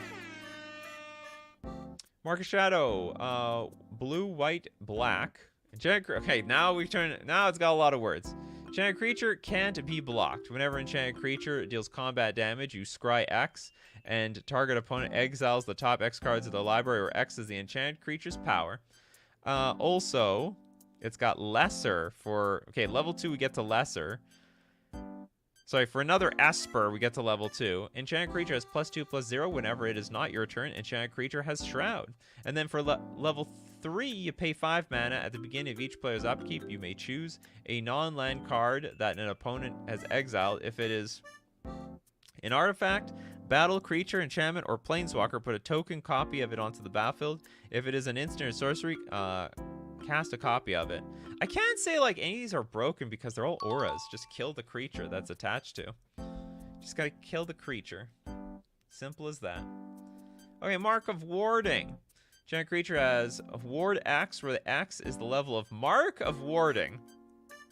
X is the level, so if we're at level 3, it gets Ward 3. Okay, 2 mana for level 2. Whenever enchanted creature attacks, place a stun counter on target permanent. Again with the stun counters. Then 4 mana, you, as well as non-creature perms you control, have Ward 3. You see, I honestly think you gotta buff up the auras to this point in order to make them playable. Auras suck.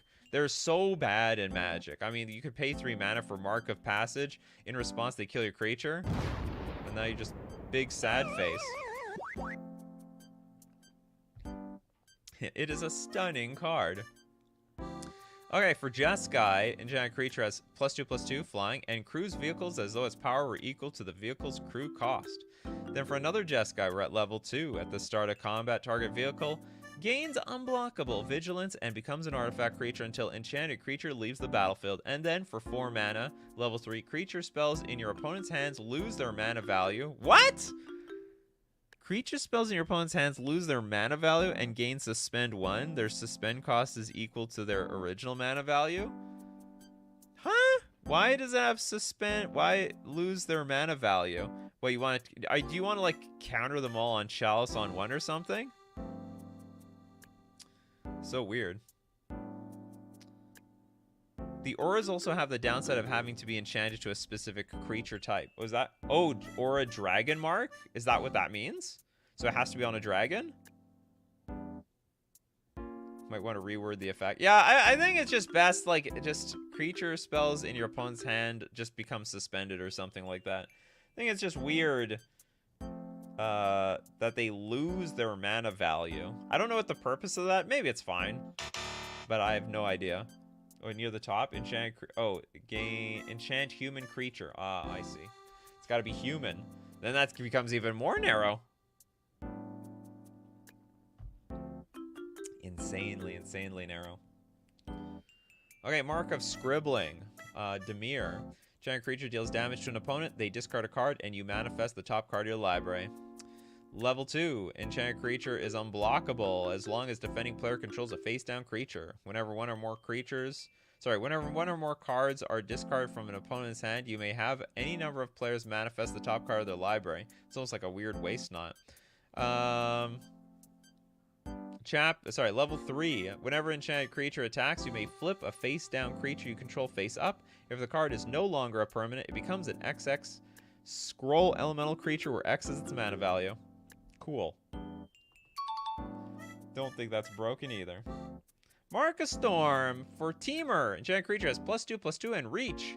Then for another Teamer, we get to level 2. Whenever an enchanted creature attacks or blocks, deal 3 damage to target creature or player. And also for level 3, you also pay another Teamer. We have pay Teamer 3 times whenever another creature would be put into a graveyard. If enchanted creature dealt damage to it that turn, you may instead shuffle that creature into its owner's library.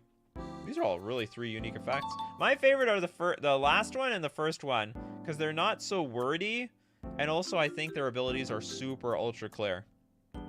I like them. You know, every single time we keep looking at the super chats keep going up. They keep going up, not down. Unbelievable. Okay, Crimson Wolf, Priest from Beyond.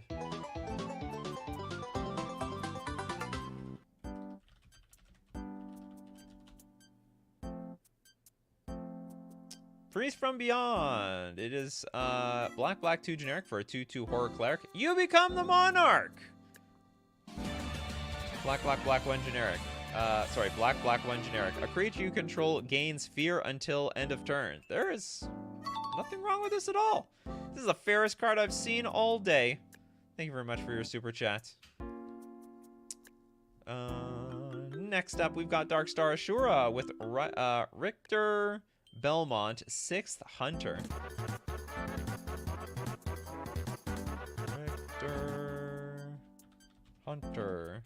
Richter Belmont. Where have I heard that name before? Somewhere, Darkstar Ashura. Okay, red, black, blue, white for a 3/3 human warrior. First strike, vigilance, and lifelink. Human spells you cast cost 1 less to cast for each equipment card in your graveyard. So we're getting a bonus for dumping our equipment. Okay, white, red, 1 generic. Tap, sacrifice an equipment. Richter Belmont, 6th Hunter, deals X damage to each Night Spawn and each Planeswalker where X is equal to the mana value of the sacrificed equipment. Yeah, you can do that. Why not? To each Night Spawn? Is this like a continuation from like another one of your series or something? The Night Spawn series? Oh, we're not done yet. Well, I gotta get a bunch of... Let me get a bunch of music in the queue. How dare I believe that this show would only be running for 1.5 hours. I am so foolish. Absolutely so foolish. Never. The show would never last that long. It would last 12 times longer. Okay, it's a continuation. Yes. Deals X damage to each Night Spawn and each Planeswalker where X is the number X is equal to the mana value of the sacrificed artifact. It's weird. You're sacking your artifact. Your equipment. Sacking the equipment to make your stuff cheaper. But you gotta pay for it first. Would Mike Tyson be a 3/3 if a soldier is a 1/1? Yeah, maybe, probably. If you really think about it, a 2/2 is twice as strong as a 1/1. So if someone weighs like 150 pounds, he's like 300 pounds of muscle. All right, next up, we're gonna, who's next? Maybe we take it back to the beginning. We'll go to Winter Fox. Oh my god, that looks very difficult to look up, but I will do it anyway. Azalithoria, set 2, part 1. Oh god. Azalithoria. It didn't look it up. Set 2, part 1? Set 2, can I look that up? I was able to look that up. Set, okay. Oh yes, needs brackets to search. Make snow its own color, part 2. Oh yeah, you're that snow person. Snowing around. All right, we got the Sky Pillar of the Devoid. It's an Azalith land. Whenever a player taps a non-Azalith land for mana, they lose 1 life for each mana they added. No, so it's like mana barbs. Whenever a player activates a non-land tap ability for which adds mana, they lose 2 life for each mana they add using that ability. It's like mana barbs for the, what's it called? It's like mana barbs for Birds of Paradise and Mana Dorks. Now remember, you made these out of flavor, but I still have to judge them based on power, and this thing's insane. It's an Azalith land, basically punishes. It's a turn 1 mana barbs, basically. It's literally turn 1 mana barbs in a lot of ways. Take care, Toads. See you next time.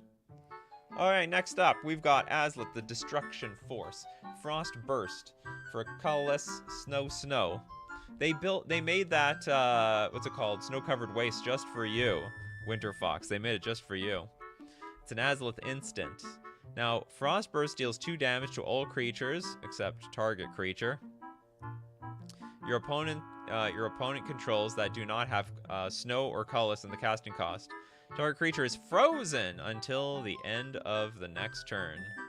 That actually is probably fine. Hold on, it destroys, deals 2 damage to all creatures. It's like a weird, I think this is fine. It's like Pyroclasm and a stun at the same time. Arcanus, you gotta go shopping. Okay, I will do yours right after this one. Can't be skipping around here, but I'll try. I'll get your. Where is yours? You have 1. Let me try to line it up.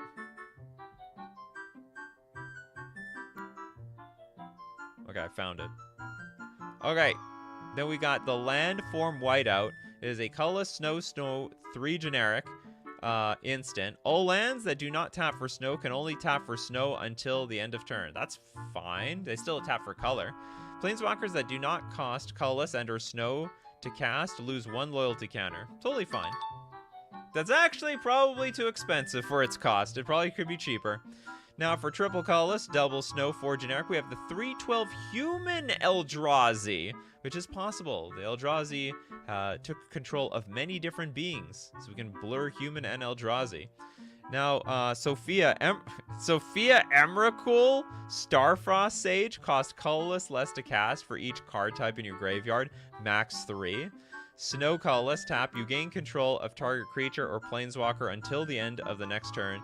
The target creature permanently gains Devoid and loses all abilities. I'm a little lost. Flying, vigilance, protection from instants. Well, it is expensive.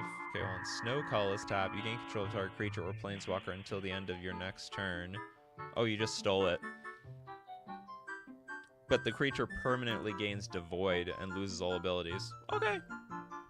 It's actually pretty docile for such an expensive card. And we got Matthias, Snowfield Tactician, the white colorless snow 2 generic 1/2 human commander. When it enters the battlefield, untap target Azalith creature you control, and also a colorless snow 2 generic tap.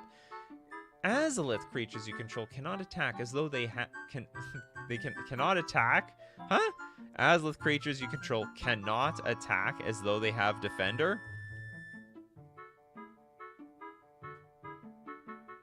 Okay, so hold on. You're just saying they can't attack. You gotta treat them like you can't. Why don't you just say they have defender, and then get +1/+3 and hexproof until end of turn. Until the end of the next turn. I think you can just say it had defender. They just gain Defender, and then when they have Defender, oh, when you give it back, it still has no abilities and is still devoid. Yeah, I understand that part. Cannot attack. Yeah, you should just say it has Defender. Cool. Okay, Arcanus. You ask, you shall receive. Universal Reflection.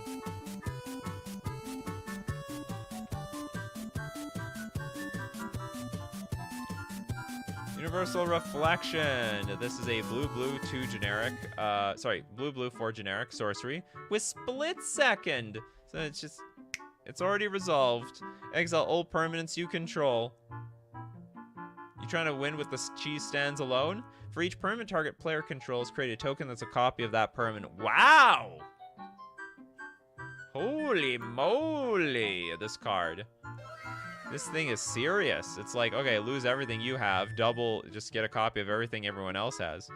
For each this is absolutely hell to play with. You're gonna have to make a big investment in, what's it called, those dry erase cards? Infinity tokens or whatever? Infinity, you're gonna have to invest like $100 into infinity tokens, or affinity tokens. Can't remember what the brand is called. So you can like make mountain and then create a copy of everybody's creature.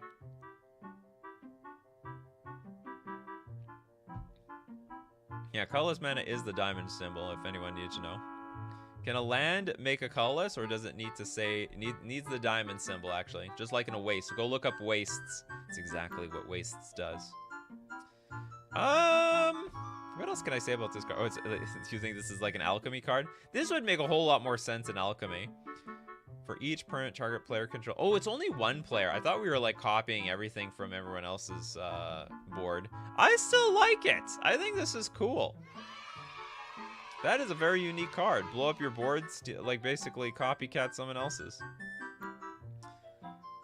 Okay, another baking. Okay, this is definitely the last day everyone's allowed to have 15 cards in one day. We have CCA Grixis. What does it stand for? Coffee Crew A something. The Ginger King. This is absolutely perfect. Okay, this is a red, black, blue 2 generic, 3/3 food noble.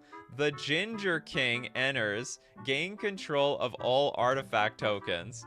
Artifact creatures you control can't be blocked except by artifact creatures or creatures with haste. XX, sacrifice an artifact. Each opponent loses X life and you gain life equal to the total life lost this way. That is absolutely hilarious. This is really, really funny. Thanks for the Kirby. Wow, Nikachu, see you later. See you later, Arcanus. I love it. My decks would make more time to complete. Yeah, I guess so. Okay, next up, we're going to take a look at... Do we look at a set? I'm going to look at another Bacon Cat Bug, because Bacon Cat Bug has a lot of them. CCA Jeskai. Okay, we're going to look at another... Spectral Maniac. You know, you're really creative here. You got Spectral Maniac on here. Just a call out to all the regulars. That's a white, red, blue, 2 generic, 4/4 spirit. The first time you would draw a card each turn. Instead, draw 2 cards.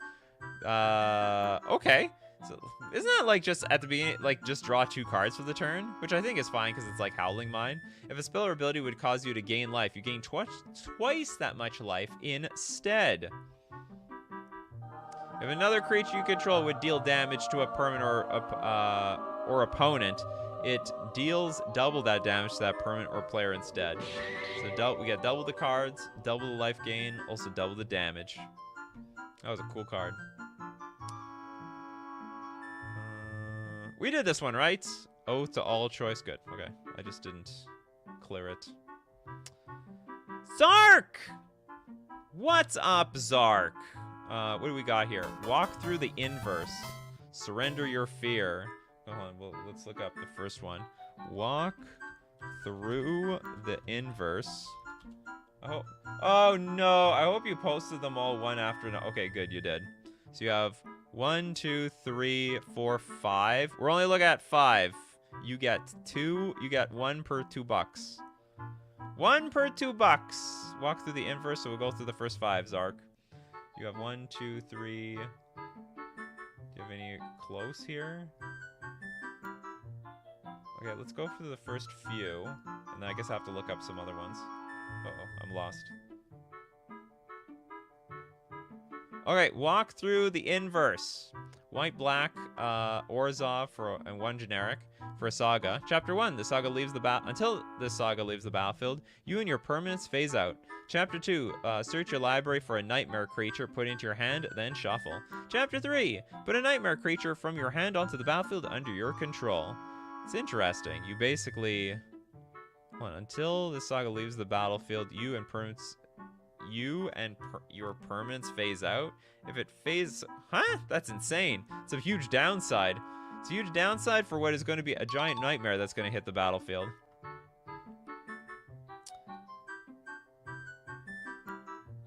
Can this even work as worded? Because of phase? Well, they phase back in, right?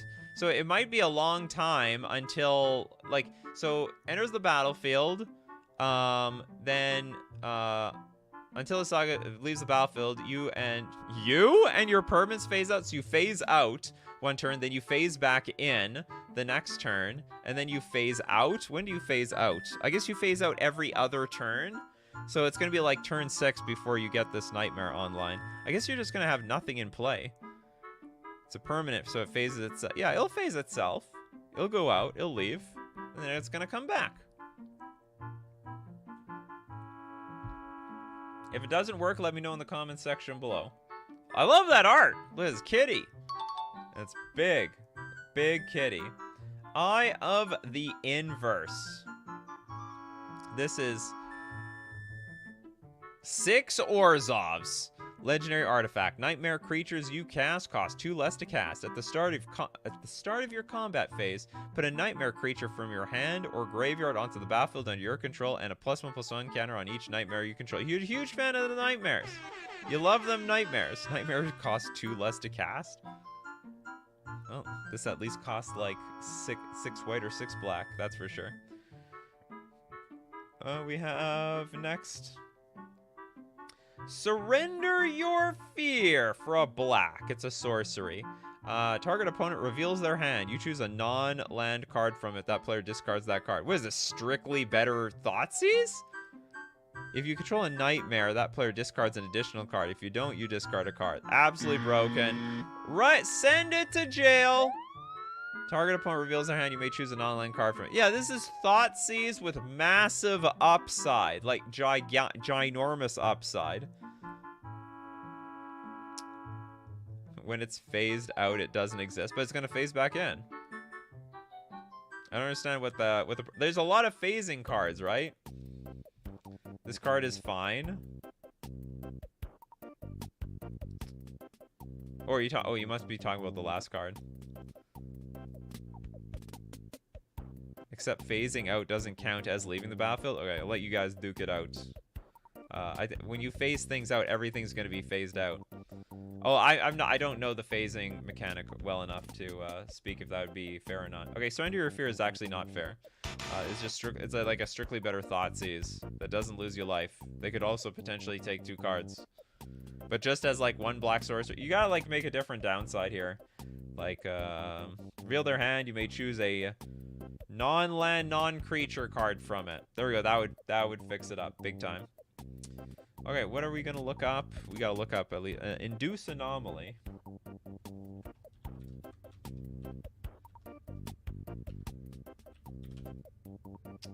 Induce anomaly. Ooh, hold on. Is it with a bunch of other cards? Okay, induce anomaly, which is an instant counter target instant or sorcery spell unless its controller adds 1 mana. They don't lose that mana as steps and phases end. Huh? What are we doing here? Counter target instant or sorcery? Oh, sorry. No, it's not unless. You know, I read it as like pay to win still in effect. Basic. Oh yeah, it's super pay to win is around here. It's okay. It's just counter target instant sorcery spell, and they get a mana for it. They don't lose the mana steps and phases end. I think that's cool. I like that card a lot. Excellent card. Do we have another card around here? Is that one of those? Burn to Bones? It was Burn to Bones. Okay, we'll look at Burn to Bones. Red instant. Deal 6 damage to target creature or planeswalker until the end of your next turn. Its owner can't have its life reduced by any means. Oh, interesting. I think there's some interesting designs here. Next time, gotta super chat a little bit more. Because as you see, I have like, how many? There's 34 super chats in queue. Frankly, if I could, I'd set the minimum super chat at $5, but YouTube doesn't give me that power. Okay, let's get another bacon cat bug in here. The CCA Jund. Jund it up.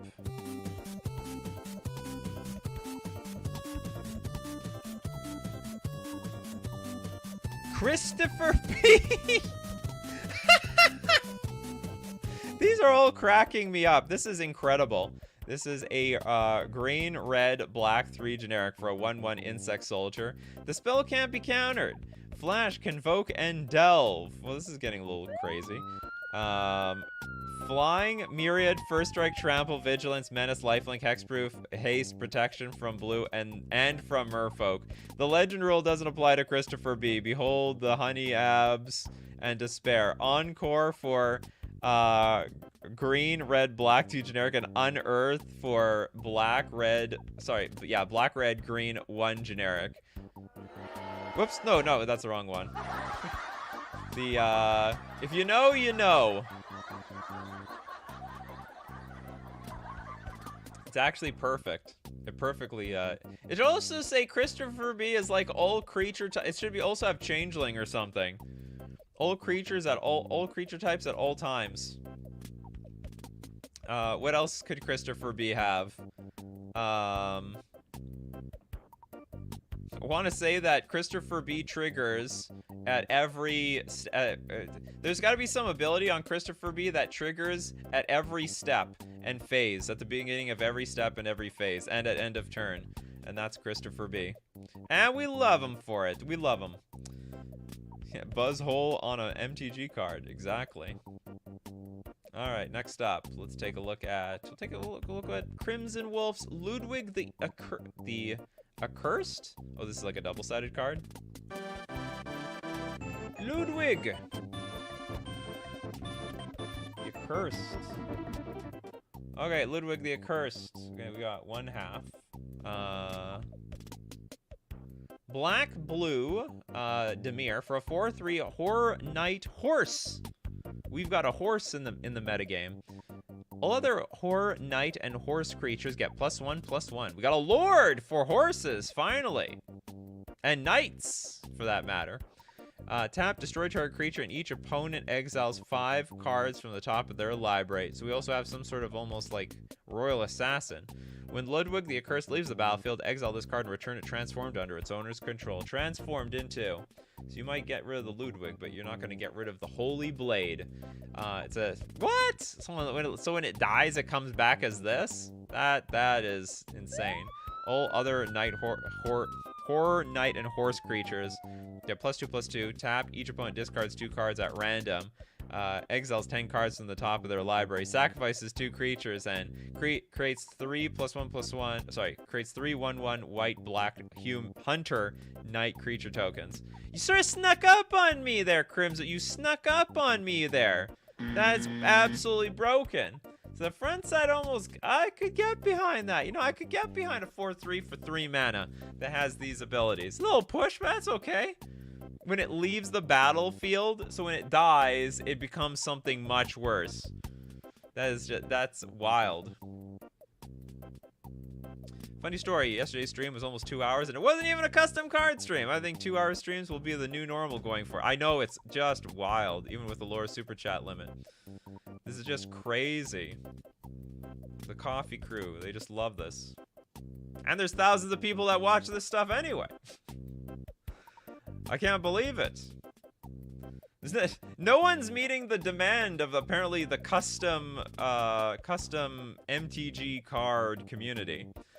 Let's get a Brawly Shadow one over here. We got the Evil Queen, do we? Do I have an evil sound effect here? There we go. The Evil Queen.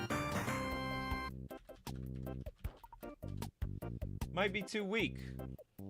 Maybe. That's always good to be on the safe side, you know what I mean? We have a black, white, red, 3/3 human noble. When the Evil Queen enters, you become the monarch! And at the beginning of each player's upkeep, when it enters the battle, you can become the monarch on turn 3. I think that's pretty good! That's not bad, in my opinion. At the beginning of each player's upkeep, that player creates a food token. Then you create a food token if you are the monarch. Can never have enough food. Then whenever a player sacrifices a food, put a -1/-1 counter on up to 1 target creature. I don't think this is that too weak. I think this thing's insane. I mean, I'm not gonna say like it's broken, but I mean it's strong. Everyone makes food, but if they crack the food, their stuff like shrinks. I think that's pretty strong. Not to mention, you're the monarch! Don't you draw like an extra card every single turn? I guess it puts a target on your head because other people can become the monarch. They just have to come after you. They have to just peck you for one. And then they're the monarch. Brawly Shadow was like, you found your market. It wasn't even a market I was looking for. It just happened. Oh my god. Okay, I have to churn through these. There's 32 super chats, and I told my chess player friends I would see them in an hour. I told them, like, okay, we can do this at 6 o'clock. But I'm telling you, I have this stream that can go over 3 hours, alright? It's possible. It happened before. Okay, let's go to, John Scott. Freebie cards need love too. Oh my goodness. I wonder if John Scott's still here. Freebie cards do need love. Trash Heap was great. City of Glass. It's a legendary land. Tap, add 1 mana of any color, but you can untap it to add 1 mana of any color. Only your opponents may activate this ability. Wow! That's a banger card. I like that one. So you can tap it for any color, but then someone else can tap. But if they tap it, you give control back to me. This is actually an amazing card. This is I don't even have a... Do I have a sound effect that can describe? There we go. They trade secrets on a land. Yeah! It's exactly what it is. Trade secrets on a land. A perfectly good card. Was it a freebie snipe? Oh, is this Bacon Cat Bug? I super chatted a fixed version that isn't as I don't even know if that's broken. Like no one has to choose to take the mana. But I guess if you collude, oh yeah, it's a collusion card, yeah. Collusion. Okay, maybe we'll see the fixed version later. There we go. So we'll see. City of Glass. I like this one though, I like it. Even if it gets banned in Commander. I like it. Okay, next we go to, Pyrobob. Scoff. Who's scoffing at who here?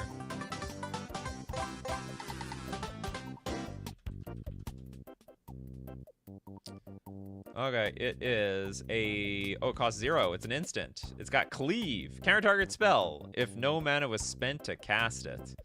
Oh, so it's like... Hold on. So it's counter target... So I could... So, okay, it's like mental misstep, effectively, for... 0 mana spells. So you play a 0 mana spell, I play a 0 mana spell. But then you have the option to play it as a cancel and counter anything. I like this. This is a very good card. Great idea. No mana spent to cast. This is actually perfect. They should print this in Modern Horizons 3. I hope this comes out in Modern Horizons 4. This is a very good idea. Seems like a legacy staple. It's a... And you know what? Anyone can play it too, which is great. It's just like, oh, you want to play Solitude or Fury or Grief? Well, F that! You can scoff off. I got over here. Better than Nyx, easily. It feels like it's mental misstep. But you know what's another problem? So, like, they play Grief, I play Scoff. They go, well, I'm going to scoff your Scoff. And I'm like, ah, damn it. You got me. You got me. No reason not run 4. Well, not every deck has free spells. Not every deck has free spells. Really like this card. This is a great idea. Okay, next we'll go to JD. Thanks for gifting a membership to the Coffee Crew. You went for that? It's gotta be worth looking at a freebie in the freebie section. Close Quarters Specialist, a black 2 generic 3/1 human assassin, first strike and death touch. That is pathetic. I mean, this is... Isn't this like a real card? Probably. Is there literally not a card at a black 2 generic 3/1 that's not first strike and death touch? I mean, maybe it's not a human assassin. They were thinking too low here. This was too real. This is a draft common at best of some sort. Next up, let's take a look at extra. Sorry, yeah, extra. Here's for Plagued Sword Shield. Oh, thanks so much. I appreciate it. You know what? It's okay. It's okay. I'm gonna take this one and I'm gonna donate it to the freebie section. The Fixed Black Lotus. 0 mana. It's an artifact. It's literally black in color. The Fixed Black Lotus is black. Tap, sacrifice the Fixed Black Lotus, add 3 mana of any one color. It also should have been black mana. Okay, so I guess it's fixed. There's nothing wrong with having an artifact that says that is black. They can do that around here. They got artifacts that are blue and stuff. All right, next up. Get one from Surefire Selves. Numerna, Sign of Silence. Gotta be quiet around there.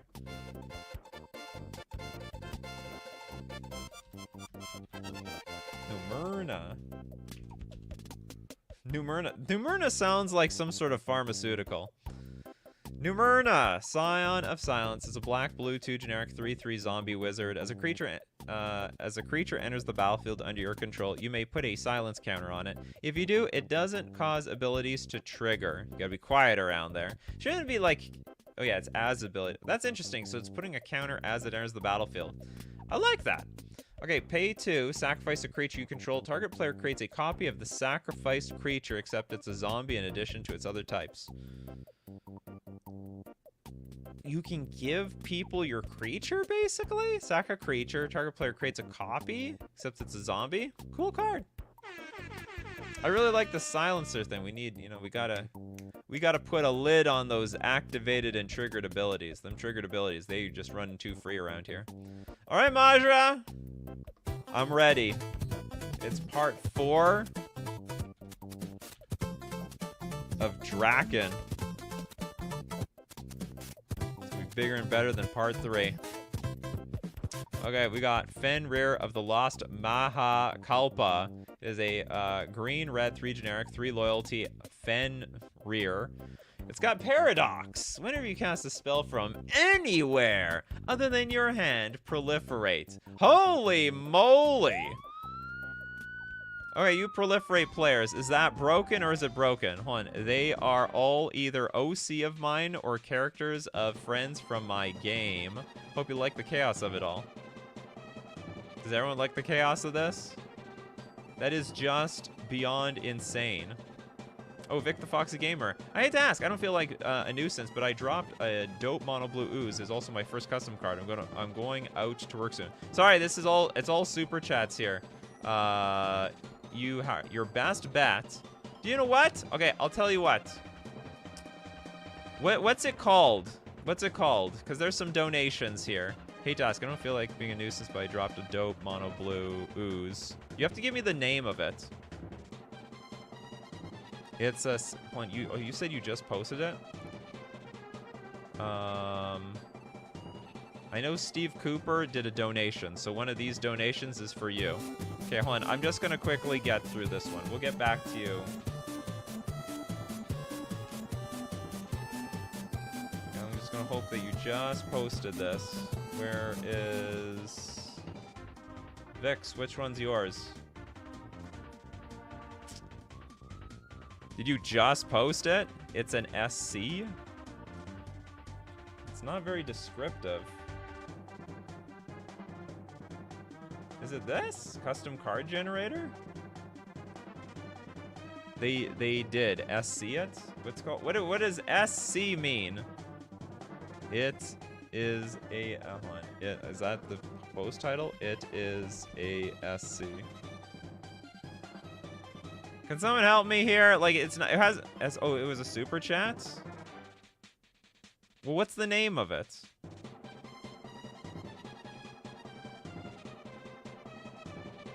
Oh, you did do it. Oh, sorry about that. Okay, so we don't have to burn anything. Siphoning Muck. Just give me the name of it. Siphoning Muck. Majra's patient. Okay, Siphoning Muck. It's a blue 2 generic 0/1 ooze. It's got flash.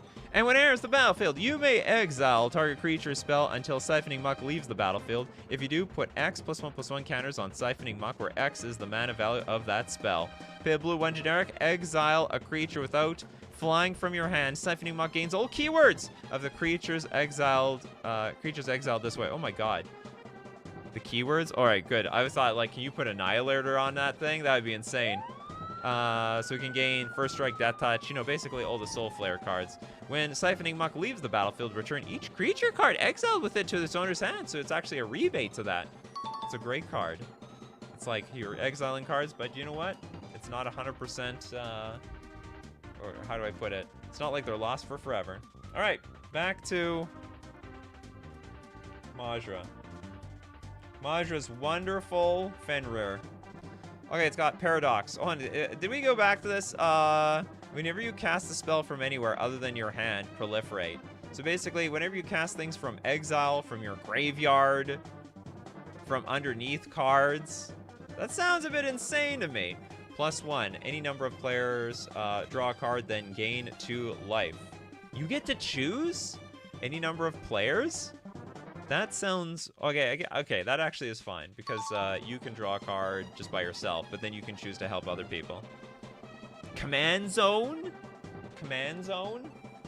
-2, exile a card from the top of your library. Until end of turn, you may play it. You may gain 2 life, which will trigger this, of course.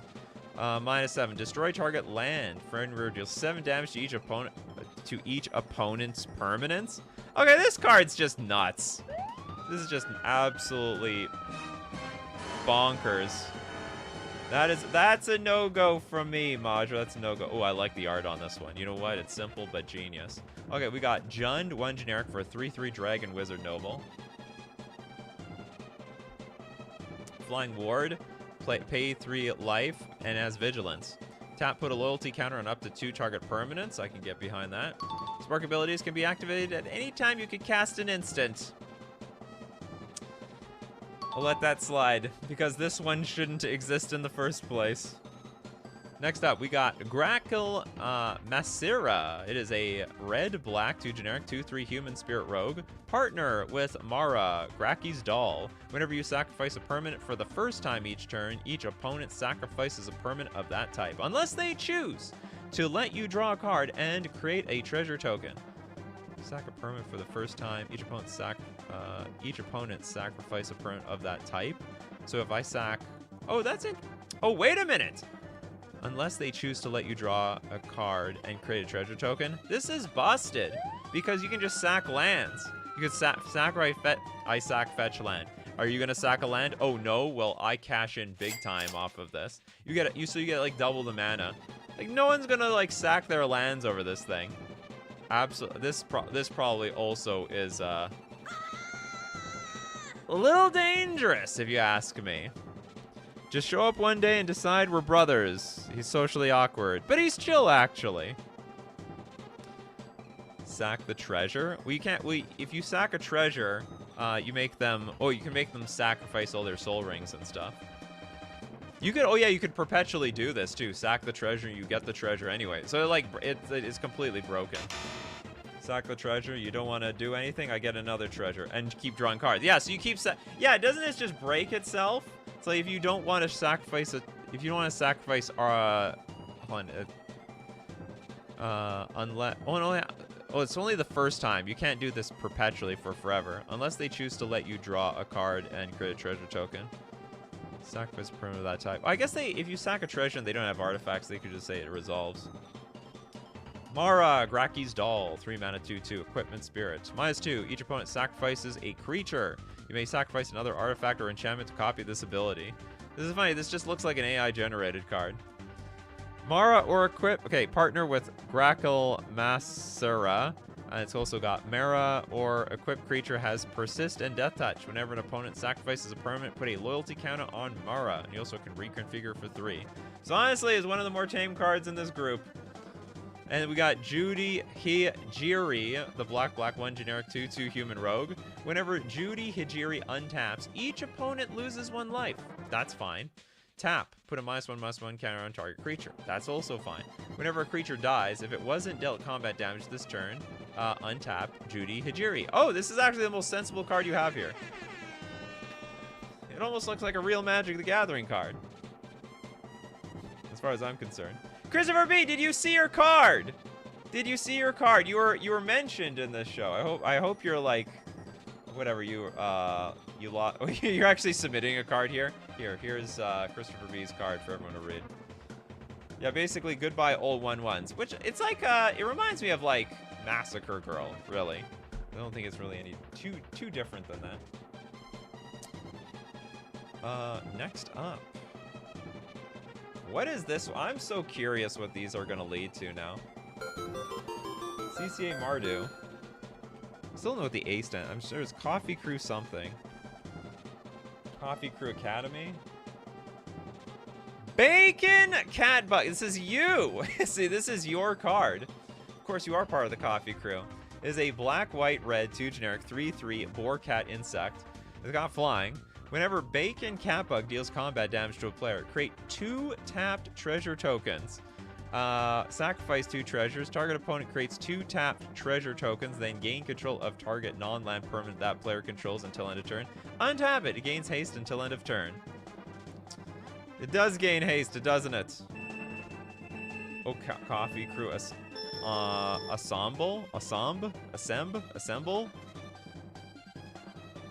Oh, Coffee Crew Assemble, that's what it means. How this will taste in barbecue sauce, I don't know. It looks delicious on one hand. Oh, I thought the tail was going to be bacon. How do you get a name like bacon? That has got to be an origin story. That's got to be a hell of a story, I would think. Okay, next up, we're going to take a look at, we'll keep this up for a while. We're going to take a look at some donations from Steve Cooper. 3 donations to the freebie section because the freebie section needs some love too. Umbracan, Ancestral Devourer. Is this from... I thought this was from the sorry. All of a sudden, I think this is the Eldrazi Winter custom card set. Okay, colorless, 3 generic for a 4/4 Eldrazi Angel. You may reveal this card from your opening hand. If you do, at the beginning of your first upkeep, look at the top 4 cards of your library. You may put one of those cards back on top of your library. Exile the rest. When you cast this spell, return 3 cards you own in exile back to your hand. Okay. And it's got Flying and Vigilance. I hope this is not broken, because I sort of like it. Centennial Thrumming Stone, 10 mana. It's a legendary artifact. Legendary spells you cast have Ripple 100. The hell does that mean? I have a feeling it's broken. I don't even know what it means, but I bet it's broken. How does this work? Is this safe? I have no idea what legendary... I don't know what Ripple... Okay, Ripple is like... When you cast it, you can keep digging for like another card of that same card? Or is it like... So you legendary... You look at 100 cards deep? And then... Oh, it says... Whenever you cast a legendary spell, you may reveal the top 100 cards of your library. You may cast spells with the same name as that spell from among the revealed cards. Put the rest onto the bottom of your library in any order. So essentially, whenever you cast a legendary spell, you can cast all 4 of them. But that doesn't make any sense. Like, why would I put 2 legendaries of the same kind onto the battlefield? Isn't that going to screw me up? Or is it legendary spells, like instants and sorceries? With every thrum, a century passes. I don't think this card works. It tutors your deck every legendary spell. Oh, it does? Oh, it stacks your deck is what it does. Yeah, that's something. Cast a legendary spell, you may cast spells with the same name. It has to be the same name. So it's basically, you cast legendary spell, you stack your deck however you want. Alright, you want for 10 mana? I think you should be allowed to do that. Nightcrawler Worm in a weird frame. Black, green, 2 generic for a 2/2 worm with tunneling. This creature can't be blocked by creatures with flying.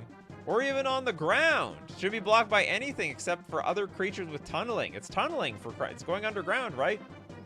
Nightcrawler Worm gets +1/+1 for each land card in your graveyard, and it's got Retrace. You may cast this card from your graveyard by discarding a land card in addition to paying its other costs. That's pretty cool. I approve. Okay, who else? Let's get back down to Dimitri. We got the power of blue-eyed creatures. Oh, you are absolutely making a huge shout out to Yu-Gi-Oh here.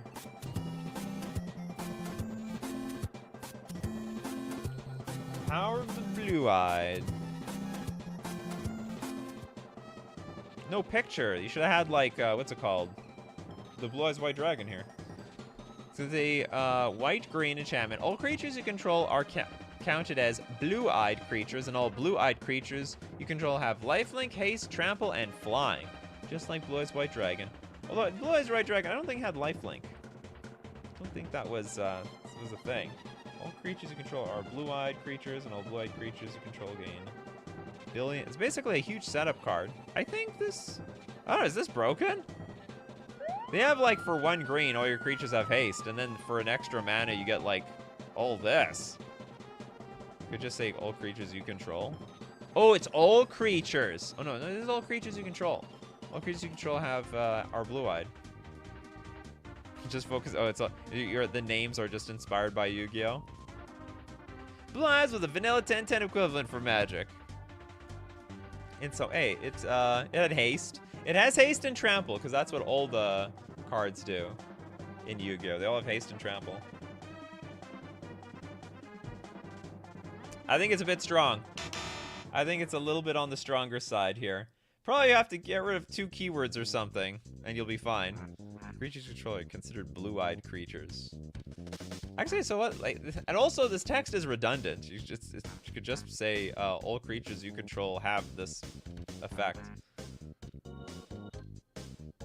No, I haven't done any more of your other cards. Don't worry, we're on our way.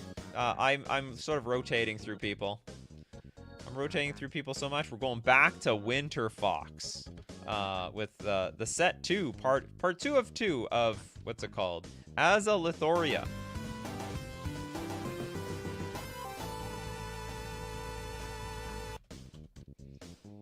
You're like the second Majra of the show, really. Creating sets to be searched up. Needs brackets. Don't worry, I was able to find it without it. Okay, we've got Sylvelana Snowfield Captain. It's a colorless snow 1 generic for a 3/3 snow elf. It's got first strike. It also has Snow Veil. This creature cannot be blocked while the controller also controls a land that can tap for snow. So all I have to do is give them snow and you can't block me. Can't block this. Colorless, tap Sylvana Snowfield Captain phases out. If an opponent controls a planeswalker, deal 2 damage to target planeswalker. What do we do? Like a hit and run or something? Are we hit and running? Basically what it sounds like. You zap something for 2 damage and you're bailing on them. You're getting out of here. You're bailing out on your snow fox or something. What is this, a wolf? Snow wolf? These cards are too cute. I need them. Yeah, we are hit and running. It's like throwing out a rock at someone and you run around the corner so they can't find or see you. That's how I'm interpreting this. I need to build up some more music here. As are the 3-hour streams. Alright, I think it's cool. I think this is a very sensible card, too. We got Nolan, Elite Snowfield Strider. It is a colorless Snow 2 generic 3/4 human Strider. Double strike and vigilance. That's going to be nasty to attack into. And also Nolan Elite Snowfield Strider gets +1/+0 when attacking. Why? And gains +0, +2 when blocking. Why? So we get bigger no matter, we're like getting bigger no matter what we do. Planeswalkers cannot activate abilities that cost 3 or more loyalty counters. Okay, I like that actually. I think that's a very unique effect. That's the tax. Okay, I was asking earlier, is there like a tax to Planeswalker abilities? This is literally a tax. Or I guess the other way of saying, like, I guess the real tax to Planeswalker abilities is like all Planeswalker abilities get -1, whatever. Cost an additional -1 or something. But anyway, I like this too. It is like Torpor Orb for... Maybe Torpor Orb is not the right word. It is Cursed Totem. Partial Cursed Totem for Planeswalker abilities. Okay, Kallistra, Star Frost Assassin. Very cute for an assassin. We got a colorless Snow 2 generic 1/1 Snow Catkin with Shroud, Haste, and First Strike. Kallistra Starfrost Assassin can only be blocked by creatures with First Strike or Double Strike. If Kallistra Starfrost Assassin attacks and deals damage to a target, the target takes... Sorry, that target takes 3 additional effect damage. What the hell is 3 additional effect damage? Attacks and deals damage to a target. That target. It should just say whenever it deals damage, it takes that permanent or player takes 3 more damage. So that would be cleaner. As worded, it's a bit weird. Can only be blocked by creatures with First Strike or Double Strike. Interesting. Strike harder than her, then you're allowed to block. Okay, we have a colorless. We have Letitia. Pretty sure we heard of Letitia before. This is a return. The Starfrost Sentinel. It's colorless. Snow 2 generic 3/5 Snow Shadow Foxkin. Defense Order. This creature gets hexproof. Takes 2 less damage from all sources and has +1/+0 while blocking. Blocking does not tap this creature. It never did. While you control Letitia Starfrost Sentinel, your opponents cannot target Azalith creatures you control with instant spells. And also for a snow tap, Azalith creatures you control get +1/+1 and have vigilance until the end of your next turn. And lastly, we got Alice Starfrost Vanguard. Colorless, Snow 2 generic for a 4/4 Snow Shadow Wolfkin. Attack Order. The creature gets Hexproof Vigilance and has +2/+0 while attacking. While you control Alice, Starfrost Vanguard, your opponents cannot target Azalith creatures you control with sorcery spells. So each one has like protection from something else. Pay a snow tap, Azalith creatures you control get +1/+1 and have First Strike until the end of your next turn. For the cost, I think you can make these things do almost anything. Almost anything. Sounds, welcome. Welcome sounds. Oh yeah. You're never too late when it's a, what's it called? When it's a custom card show. Okay, we got CCA Naya. This is gonna be interesting.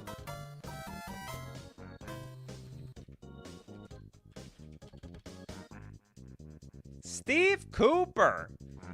The Raccoon. Owlsman. Alright, it is a white, green, red 2 generic for a 2/5. Raccoon Cleric. It's got Vigilance and Exalted. Whenever a creature you control attacks alone, it gains lifelink and trample until end of turn. Yeah, I always thought like raccoons should make food. Like they steal food, really. Steve Cooper's super happy. Okay, pay 2, tap. Exile another target creature. Its controller creates a treasure token. At the beginning of the next end step, return that card to the battlefield under its owner's control. Wonderful. What a beautiful card. I love the art on here. Look how generous this. He's literally giving treasure, giving gold. It's Robin Hood. No, not is it Robin Hood? Sorry. Robin Hood? Yeah, Robin Hood steals from the rich, gives to the poor. Okay, next up, we'll take a look at another one. Bacon Cat Bug, the CCA Sultai.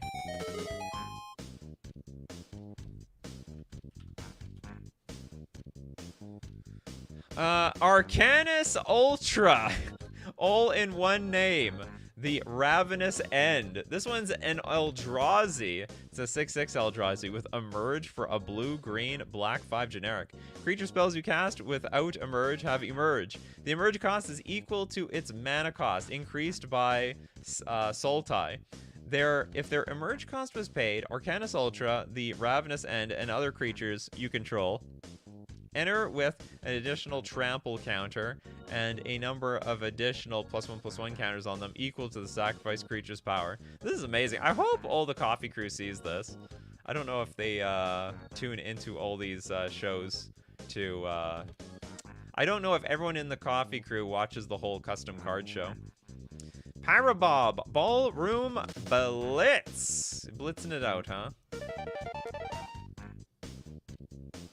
Ballroom Blitz. That's, Speaking of activated abilities, yes, as we said probably an hour and a half ago.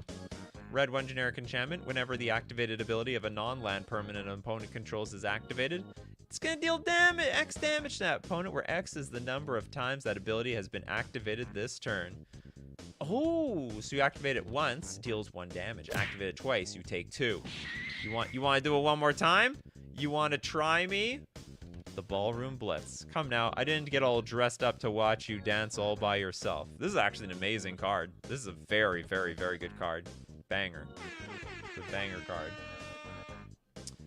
Next up, take one from Brawly's Shadow. Daughter of Hades.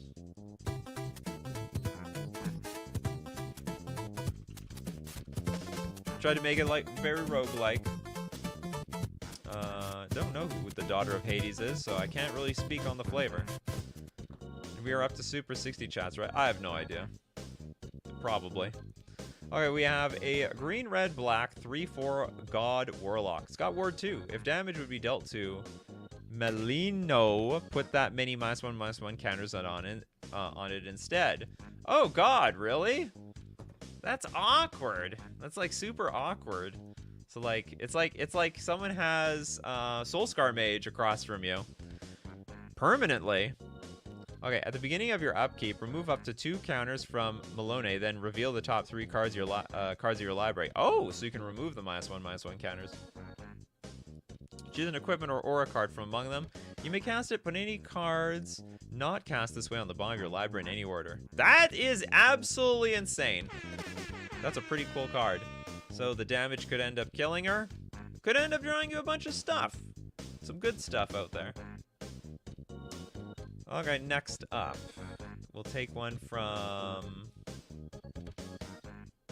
Corbinek.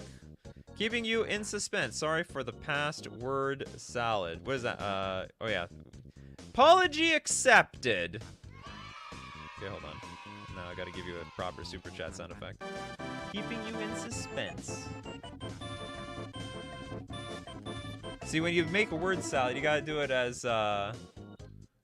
who else did it? Dimitri did. You give a gigantic super chat. And, what's it called? How many suspense cards? You have 2 of them? We only have 1. Okay, keeping you in suspense. We got blue instant. Exile target non-land permanent. Gain suspend 4. That's great! I mean, I don't know if this is broken. I think this is a great card. I'm telling you, if they actually printed this card, I would play it 100%. It's like it's finally like blue removal, but not really. Like, it's gonna come back. Maybe I'll have counter spells by that time. This is what I mean by telling people less is more. You know, if you put less on the card, sometimes it's cooler that way. John Scott says it's Zybers. It does Zyber for me as well. Zyber big time. Christopher B over here, posting his own cards in chat over here. What is this? Tromper, Across Summer, 5 mana, Phyrexian Centaur. It's a 4/4. You can prototype for like 3 and a green and something. Trample over battles. Trample over planeswalkers. You're funny, Christopher B. Alright, it's time. Okay, let's look at another Bacon Cat Bug. CCA Teamer! We're gonna CC it up.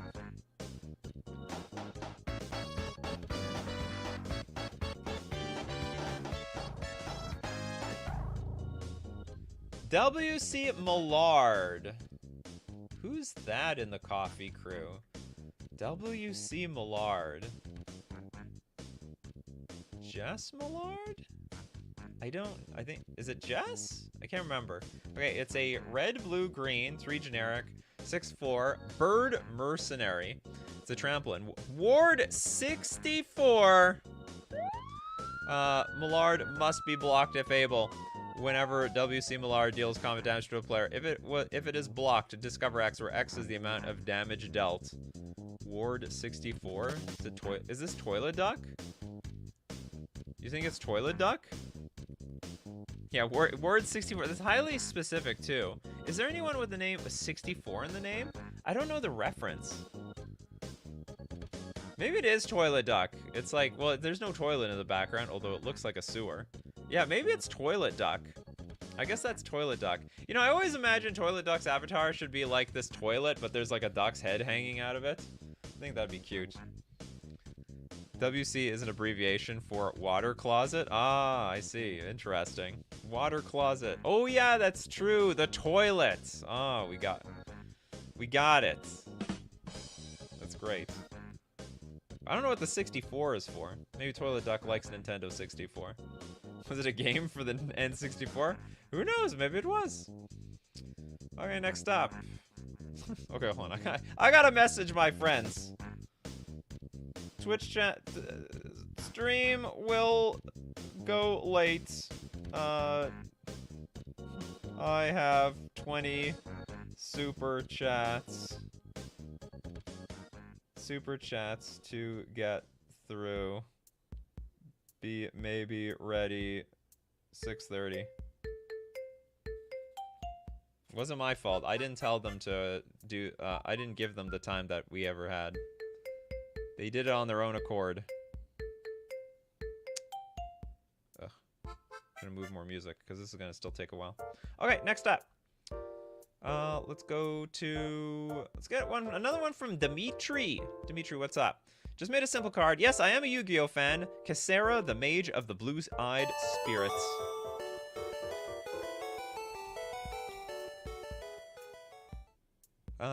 This is a white 5 generic 5/3 Spirit Fairy Magician Blue-Eyed. Whenever a creature, enchantment, or artifact enters the battlefield, you gain a little bit of life around here.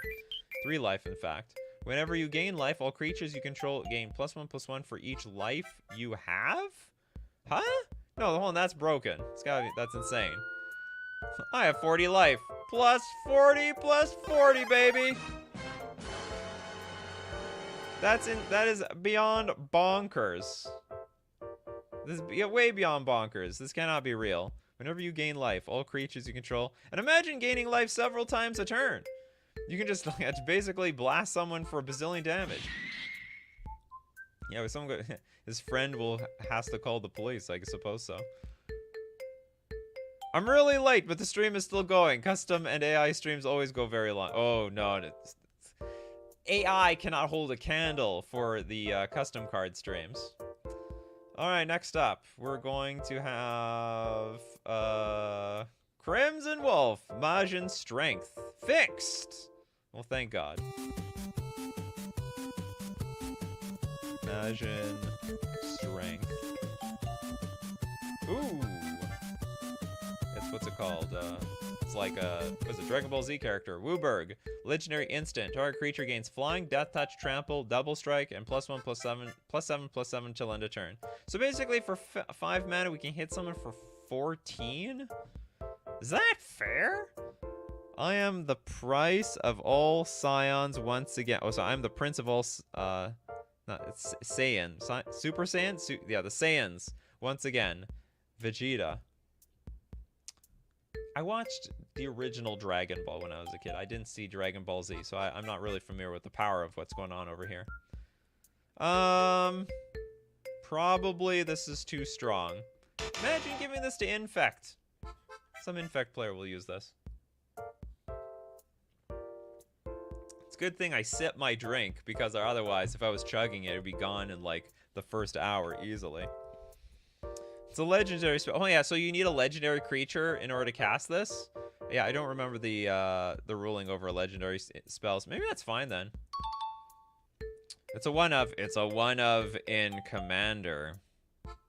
Not in one-on-one Magic, let me tell you that right now. So you need a legendary creature. I Can't imagine it's too hard. Well, in Commander, it's probably fine. I'm just thinking on one-on-one Magic, it's probably busted in half. Okay, we've got...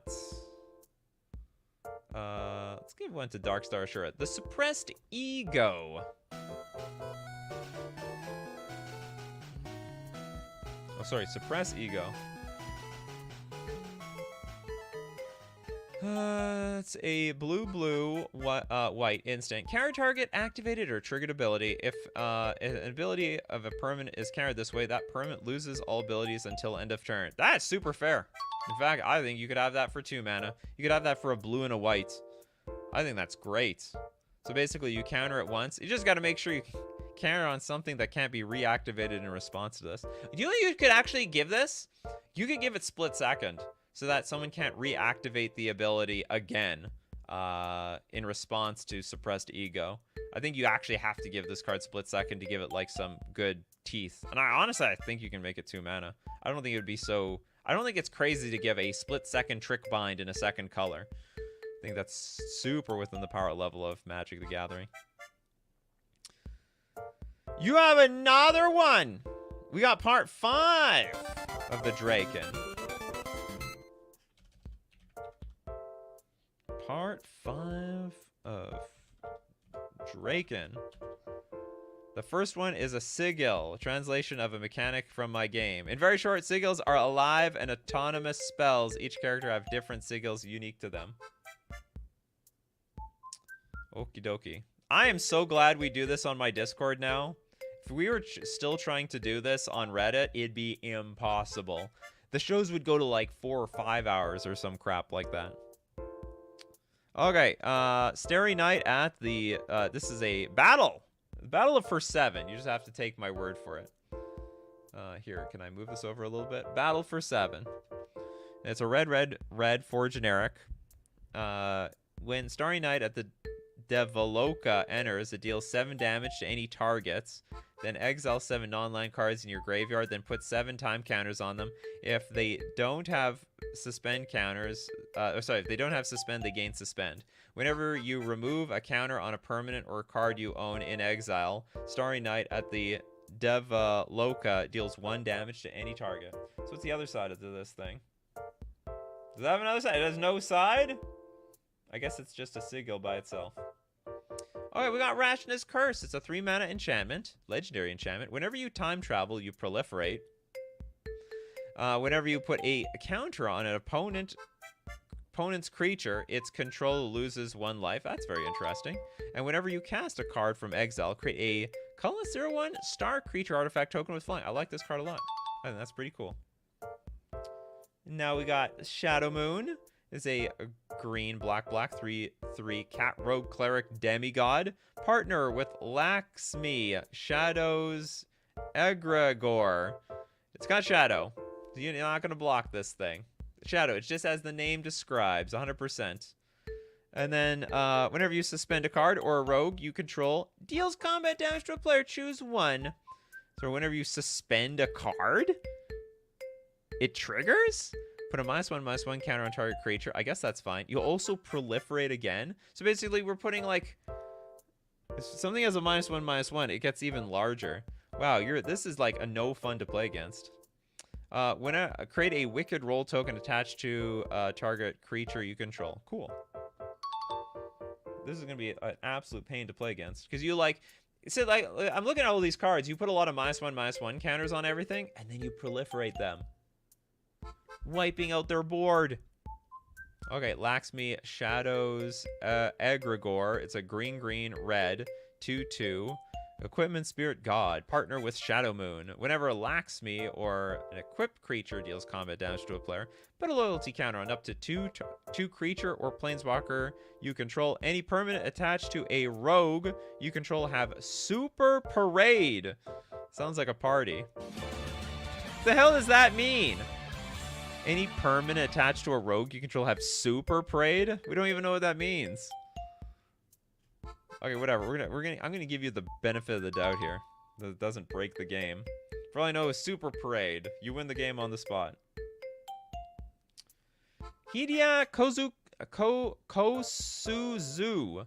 Black, 1/1, human warlock, death touch, pay a black, sack a creature. Look at the top card of your library, you may exile it, then put a time counter, then put time counters on it equal to its mana value. If it didn't have suspend, it gains suspend. I like that. Sort of neat. So hold on, it gains, look at the top card of your library, you may exile it. It's probably fair too. You're sacking something to put something on the top of your library in exile, which is really weird. If the card would die, the thing dies instead. Ah, is that what the ability is? Has super parade. Super. Okay, next up. Yes. As much as I get through these super chats, people add more super chats. This is possible to get through. Abyssal Tutor. Oh, did we get through all the Abyssal Tutor? Okay, we got a black sorcery. Each player may discard their hand. Each player who discarded one or more cards this way may search their library for a card. Put it into their hand, then shuffle.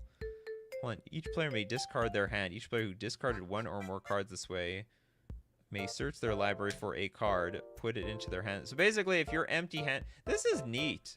So, this is like really good if you have no cards left in your hand. I think this is a cool card. I hope it's not broken in any way.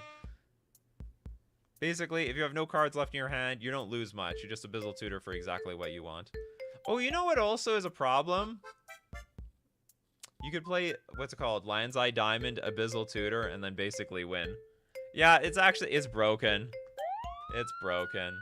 It's like a self-fulfilling, what's it called? There's a black tutor that already, what's it called?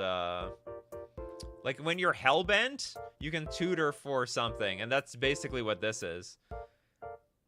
LED won't help. LED, this, you have no cards left to discard. You may discard your card. Each player who discarded one. Okay, no, okay. Let me put it this way. Turn 1 LED. Turn 1 land.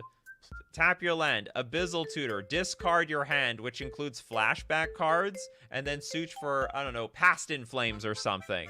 And then you combo off. It's actually broken. It says this way. Yeah, I'm gonna discard cards. Each player who discard one or more cards this way may search their library for a card. I will discard my cards. I'm not gonna LED. See, the thing is, once your cards roll in the graveyard, especially with flashbacks, you crack your LED because you want to discard the cards. You want to discard. There is a legacy deck that tries to, like, basically bin their hand and then flash it all back. Too weak for modern? I don't think it's probably busted there too. It's pretty busted tutor. Although we don't have LED, I will admit we don't have LED. Maybe it's fair and modern. Maybe it's fair and modern. David Howell, Turncoat's Reckoning.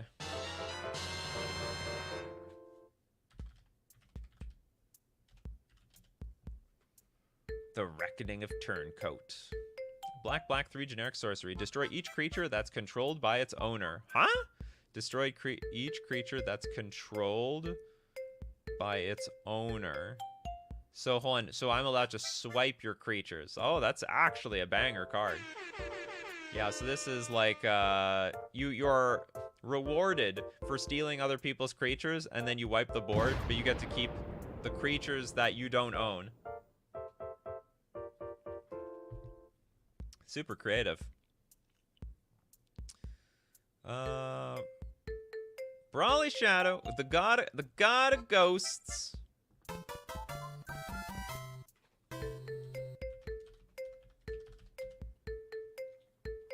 Last one, unless you like dungeons. Oh, it's not the last one, I'm sure. It's never the last one.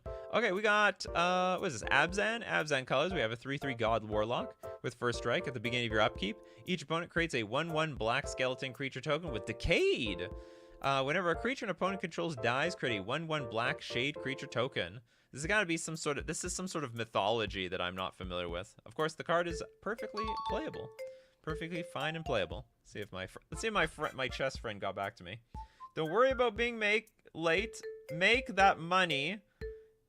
These cards are nuts. They're showing you. My friend is watching. Text me when you're almost done. I'll leave. Okay. It's funny. my chess friend, who also is a Magic the Gathering player. They just told you that you're all nuts. All your cards are crazy. You people wouldn't be crazy, would you?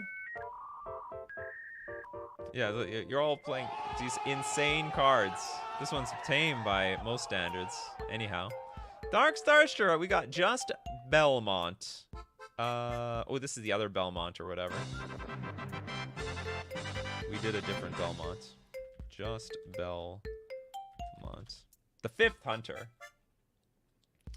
Looks like a vampire. Looks like Pegasus. I'd like to think my cards are fairly tame.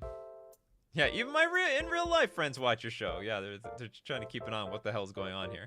We have a white, red, blue, 2 generic, 4/4 human soldier, vigilance and lifelink with prowess, and you may cast sorcery spells as though they had flash. This is perfectly fine.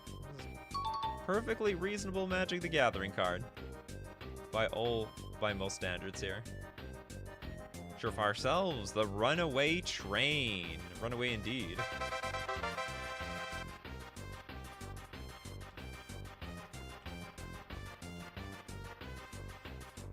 Literally a train running away. Okay, can there be a runaway train? Can't get off the tracks or anything like that.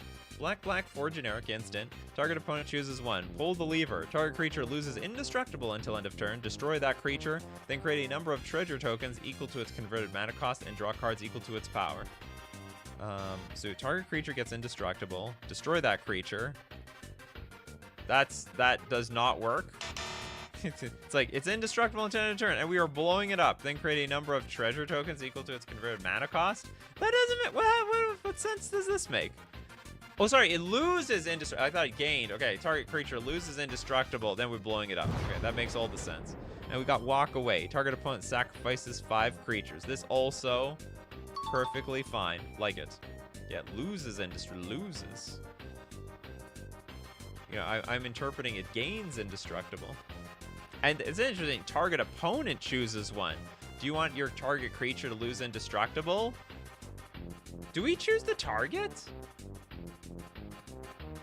To walk away. Hold on, hold on. I'm giving someone else the choice here, basically.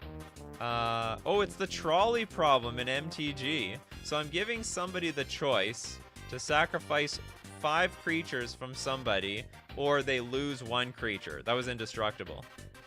Reading the card correctly explains the card. Reading the card and interpreting the card. Yeah, I think they pick all the modes. They get to know which one they're going to destroy. This card should have a clause that at least 1 player at the table needs to have 1 creature. At most 1 creature in play. It's like a mode for casting it. I think that would make it a little bit more of a flavor win.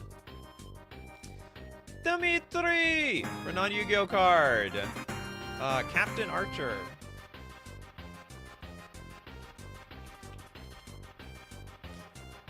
Captain Archer of the NX1.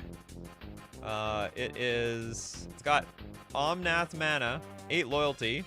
That's insane. It goes immediately to 11. Starfleet creatures have lifelink, and whenever you gain life, place +1/+3 counters on this card for each life gained. Starfleet creatures, and we have -15 because we're going to need to get there. All cards that your opponent's control of a color other than this cards are exiled, and you may play those cards for as long as they are exiled for free. Fortunately, the first ability doesn't really do anything, right? Whenever you gain Starfleet creatures have lifelink, and whenever you gain life, place +1/+3 counters on this card for each life gained. That might be broken. Anyway, this is 4 mana for an 11 loyalty creature because it's going to go straight to 11. I don't think this is fair. I don't even know what a Starfleet creature is, but whenever you use a Starfleet creature with this is going to be completely insane.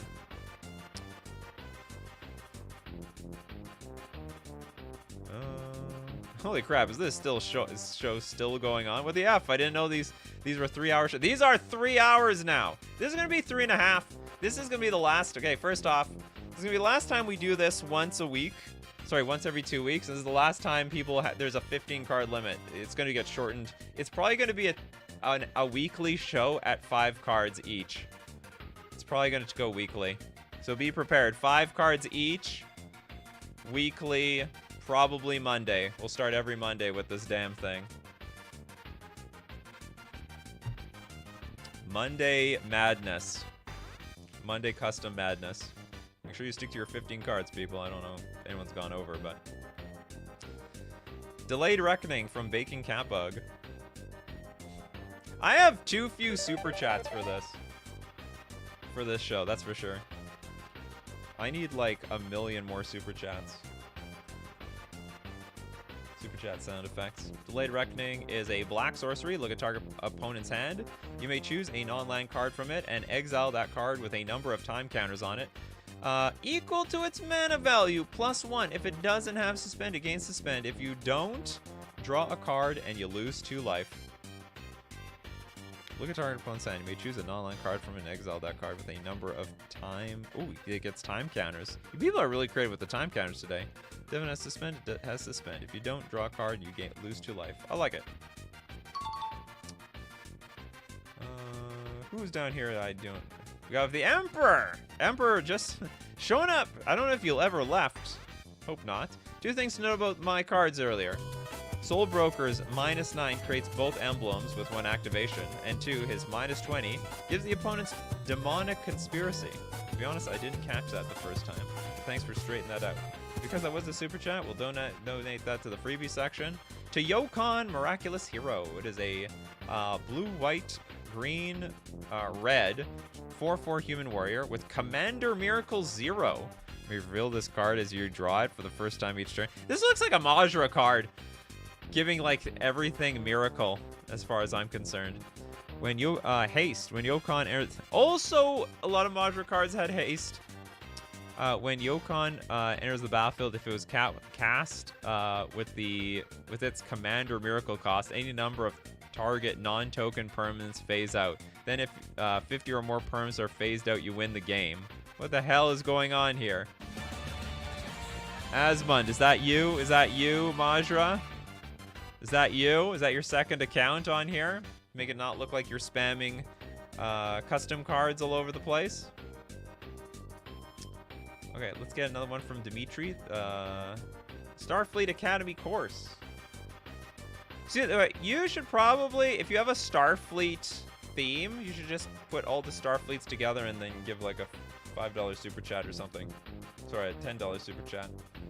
So we got the Starfleet Academy, the course, the security. Okay, we have black, blue, white, green. Gains the next level as a sorcery to add its ability. When a creature or equipment is cast, you gain life equal to the mana cost. Also, for it's got level 2. Level 2 costs 7 mana, which is insane. That is an insane cost. All creatures you control get +4/+4 counters at every phase change. What the hell is going on here? This is just absolutely busted. And then for the Starfleet has a lot of mana to burn. When you get there, it's wild. 7 mana actually isn't even impossible. All creatures you control get +4/+4 at every phase change. So it's every phase. Go to beginning of combat phase. Go to the combat phase is only a phase. Go to my second main phase. It gets bigger again. Past my next turn, creatures will be enormous. Okay, for 19 mana, all creatures have indestructible. Thank God it costs 19 mana. Completely busted. Go to jail. Winter Fox wants to extend the show for reasons I have not a damn clue. Winter Fox has lost his damn mind. 3 freebies. Worm Power Stone, 1 mana artifact. Enters the battlefield tapped. When it enters the battlefield, each opponent creates a 5/5 worm creature token with trample, and it's basically a soul ring. You get an extra soul ring, they get 5/5s. We got Use It or Lose It, the 4 mana enchantment at the beginning of each player's upkeep. That player sacrifices all inactive creatures they control. A creature is inactive if it hasn't had summoning sickness, attacked, blocked, or activated a tap ability since its controller last upkeep. You don't use it, you lose it. Also, Artificer's Hammer, 2 mana equipment. Equip 1. Equip to players for 2. Equip creature has +2/+1. And also artifact spells, equip player, cast costs 1 less to cast. Oh, so it's basically Reduces the taxes on the stuff that you play. Gotcha. Sadly, I can only make the shows that are on Wednesday or Thursdays because I can always watch the replays, but no more sharing. Sorry about that, Brawly Shadow. But if I do it every week, I have to kick the AI. Well, maybe I can kick the AI show somewhere else. I'll think about it. Which one's going to be every day? Sadly, it's never perfect for everybody every single time I move the show somewhere. Next one. I gotta start dividing all the Dimitri ones. Okay, revised and re-reviewing Power of the Blue Eyes Creatures go ham with feedback. I mean, all your cards remind me. I can't remember. There's someone else who printed. Maybe it was Crimson Wolf who posted like insanely powerful cards. Power of the Blue-Eyed Creatures. Revised. Okay, let's take a look at this. If you want like feedback. Wait, that's fair. Yeah. You know what? 7 mana for this. All creatures you control. Canada has blue-eyed creatures. But why do you have to make them blue-eyed? Does that have some sort of synergy somewhere else? And all blue-eyed creatures you control gain lifelink, haste, trample, and flying. Probably it could be 6 mana, and that would be fine. Okay, that one works. Okay, Crimson Wolf with Godzilla!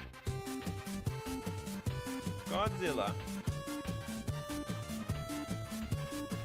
Godzilla fixed.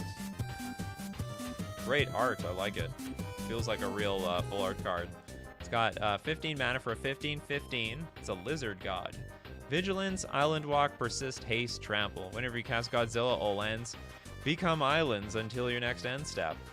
Pay 3, Godzilla gets +1/+0 until end of turn. That's it? For a 15 mana creature? 15, basic 15. Each opponent loses the game. Oh god. You only use this ability if you control 15 or more basic lands. Oh, that's actually really hard to pull off. That's very, okay. You know, 3 basic lands, not too hard. 5 basic lands, it's a bit tough, it's doable. 15 basic lands, I mean, you're filling your deck with a bunch of junk. That actually works out. It's like some weird, I don't even know if the card is good, to be honest. I guess you can show it, tell it. I mean, it's got Vigilance, Island Walk, Persist, Haste, Trample. Yeah, I mean, I guess, like, you show and tell this in play. I don't think it's any worse than Progenitus or something. Now I gotta rotate with Dimitri. Mega Man! You Mega! The Ultimate Robot Master.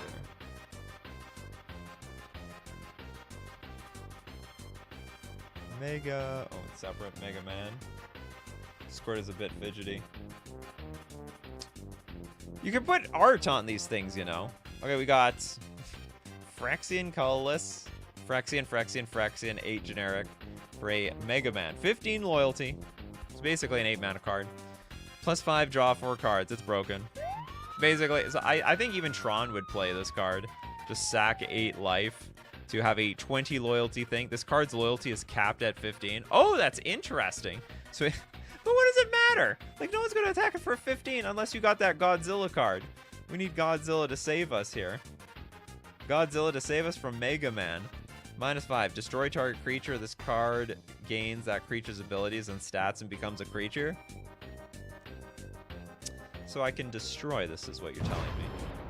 That's what you're telling me. I can destroy this. I have no comment on this. Completely insane cards. Bing Cat Bug, Kata-chan.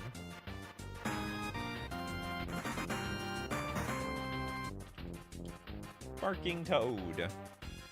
Is this Toad? Oh, this is supposed to be from 40k. All right, this is some reference that I don't know. This is a 4 mana, 0/2 frog. Kata-chan Barking Toad enters the battlefield tapped. Ward, discard a card. And you got Orzhov, tap, exile all creatures. Including itself. So it's basically, we all go down together.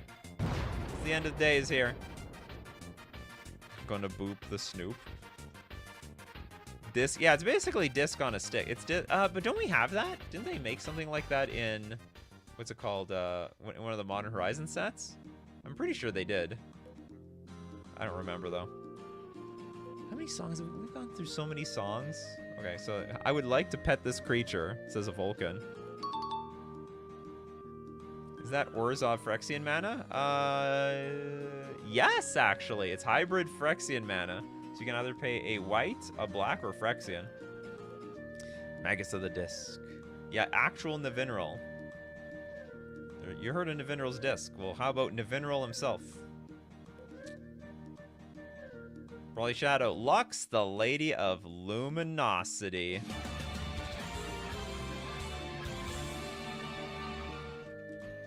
I found this older card I never posted back before I even knew how to get feedback. One of the OGs! Alright, this is like one of your first custom cards. Brawly Shadow. We got 5 mana for a 3/5 human wizard. It's Lux, the Lady of Luminosity. It's got Ward 2, which is fine. Whenever a creature or planeswalker an opponent controls is dealt excess non-combat damage, Lux deals damage equal to the excess to any target other than that permanent. Excess non-combat damage? Whenever a creature or planeswalker an opponent controls is dealt excess... Oh, so it's like trample for planeswalkers. Lux deals damage equal to the excess to any target. Okay, so it's like trample to anything. Whenever you spend a total of 6 or more mana for the first time each turn, Lux deals 4 damage to up to 1 target creature. Sounds like you invented a mechanic that they actually went through with, because trample over planeswalkers was an actual thing. That was a real thing at one point, Brawly Shadow. They really made that. Dimitri! Seto Kai! I am very excited for this. My favorite character in Yu-Gi-Oh! Sorry, my second favorite. My favorite being Pegasus. Damn it, we don't have a picture of Seto Kaiba here. Unit Commander. White, green, red, red, black, black, 3 generic for an 8 loyalty Seto Kaiba. +4. Draw 9 cards, because why not? Discard. I mean, this is sort of in the theme of Yu-Gi-Oh, really, because that. I mean, this. Oh no, it's not. They don't draw. They tutor. It's a tutoring game. They tutor. They don't draw that many cards. Like in Yu-Gi-Oh, draw 9 cards. Discard 5 cards, and you gain life equal to the devotion to blue of target opponent of all players. That is so weird. 0. Creatures you control have death touch and lifelink until your next upkeep phase, and also -40. Destroy all cards your opponents control. Exile all opponents. All opponents' graveyards, and then you can play those cards for free. Oh god, this is like, how much mana is this? 6, 9. Even for 9 mana, this is pushed. It's a little pushed. Pegasus and Kaiba are so extra. I love them. I know, me too. You're a 3rd-rate duelist with a 4th-rate deck. Can you even theoretically use the -40? Eventually. We have to just +4 8 times? Yeah, 8 times you'll get there. All good things to those who wait.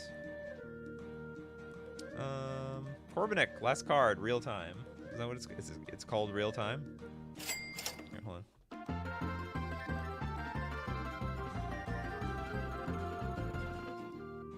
It is called real time. Blue, blue, blue, 1 generic enchantment. All spells have split second.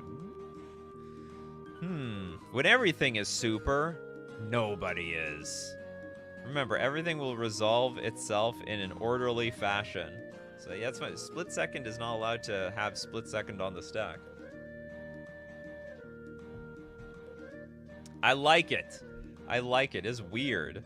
So it's like, it basically, why would even blue want to do this? It's like blue has killed their own counter spells. They shot themselves in the foot. Yeah, the Incredibles quote, Dash. No, that's not Dash. That was, it wasn't Dash. It was the bad guy. Dash is the kid. Dash is a good guy. When everyone's super, no one is. Something Mo. Turismo? Grandmo? Can't remember. Whatever. Anyway, real time. I like this card. I think it's cool. Dash says it too? Syndrome. That's what I was thinking of. Syndrome. Okay, I don't know where Dash says it. I'll look it up later. You can play this card, and is it? Yeah, absolutely. You can play this card anywhere. Split second. Would that break the... I hope it doesn't break the game, where it's some like, hey, you're going to lose the game, you can't interact with this card. It's like the ultimate card to set up before a combo. But then there are other cards like that that set you up anyway. So it's all good. Next up, we've got Baking Catbug with the Shade of Nax Ramus.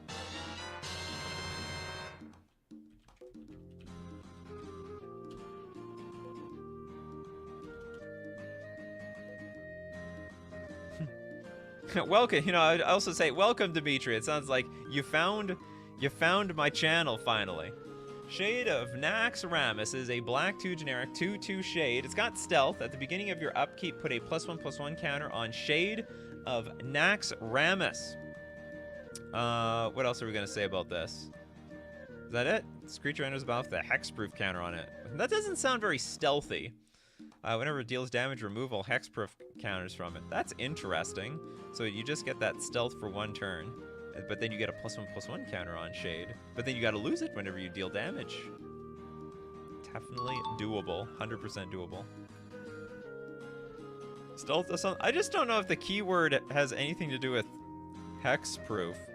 Hexproof sounds like, I don't know. Like, I don't know what hex... I honestly don't even know what hexproof is in a flavor sense.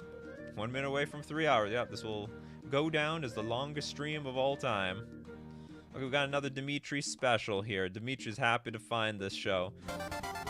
There's somebody that will read my custom cards. I'm in! Okay, we got Commander of the Blue-Eyed Dragon. You know what? We've had a lot of people do, like, fan cards of other card games, but no one did Yu-Gi-Oh! What the hell is this? We also have a 0 in the mana cost. It's a white, white, white, white. Have you literally created these? I think these are being AI generated. I think I just figured it out. You don't have a card art because these are being AI generated. I think this is like the symbol of AI generation. I think the 0 has forsaken you, Dimitri. You haven't made any of these at all. This is just like another AI stream as far as I'm concerned. Okay, it's, is it 50? Well, maybe it's 50 mana, yeah. 5-0. 50, it's 56 mana for a 120-100. Dragon Blue-Eyed. Haste, Flying Trample. Up to 3 Blue-Eyed Dragons of white can be controlled by you before the legend rule applies. This counts both token and non-token copies. Because there are 4 blue eyes in the entire world, apparently. No, these are real? Okay, so you... This just feels exactly like an AI-generated card.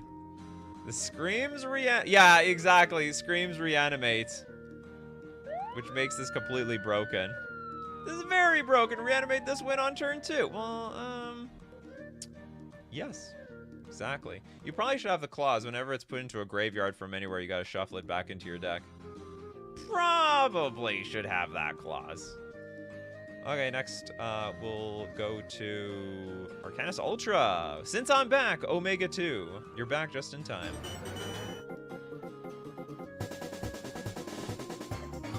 Imagine going somewhere, doing groceries, come back and the stream is still going. So, wait, Dimitri, look what you've done! Look what you've done, Dimitri! Look at how everyone is making these cards. It's just absurd casting costs. What is this? It's 15 mana, with all the colors. You missed colorless. You could have squeezed, and snow. Could probably have that in there. So, it's a sorcery. It's literally Omega, the card. Sorcery. Mana from sources that could produce mana of any color can't be used to cast Omega. Mana from sources that could produce mana. Okay, so it's got you saying you have to do it with lands. If Omega was cast without paying its mana cost, you lose the game. Otherwise, you win the game. So you gotta make sure you win the game, people. Imagine anyone joining the show right now and submitting a card. The next, like, there are people who watch. I looked at the stats. People watch the whole damn thing. I can't believe it. You know, like 6 or 7% will watch to the end. It's insane to me. It just blows my mind how much people love these custom card shows. Okay, next one from Dimitri. We got Burst, Stream of Destruction.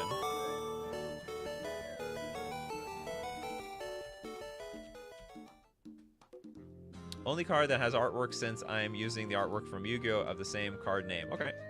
Burst, Stream of Destruction, 8 mana sorcery. Target creature your opponent controls is destroyed. If you control Blue-Eyed White Dragon of white, that target is exiled. This is actually a really crappy card, to be honest. This is funny. You either make something insanely strong or something, some abomination. 8 mana. I mean, it will be destroyed. It's funny, actually. You would think that something that destroys something, like just obliterates it, should cost a lot, but actually it doesn't. In Magic, like 2 mana can destroy creatures. Just only 2 mana, so it's fair. Yeah, way overcosted. We're overshooting on both sides with these. Completely overshooting. I watch this while I'm door dashing. I guess for any... Anyone out there getting an Uber right now? I wonder if any Uber drivers are listening or watching this show, or like listening, you know, listening to the show while they're Uber driving. What do you think? Give your review to your Uber driver. Yeah, I didn't think about that. Maybe there are some people on the job while they drive. They're listening to the show. That could work out. Yeah, that's super funny. Okay, next up. Bacon Cat Bug. City of Glass fixed? Wow, we finally see the sequel to this thing. It took forever.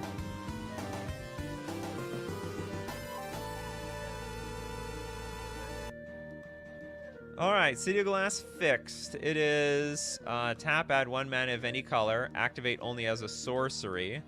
Untap, add 1 mana of any color. Only your opponents may activate this ability and only once each turn. Ah, that's the fixed version of it. City of Glass. Did you delete the other one? I hope it's still there. I would love to make that my thumbnail. I hope you repost the OG. I really like that City of Glass.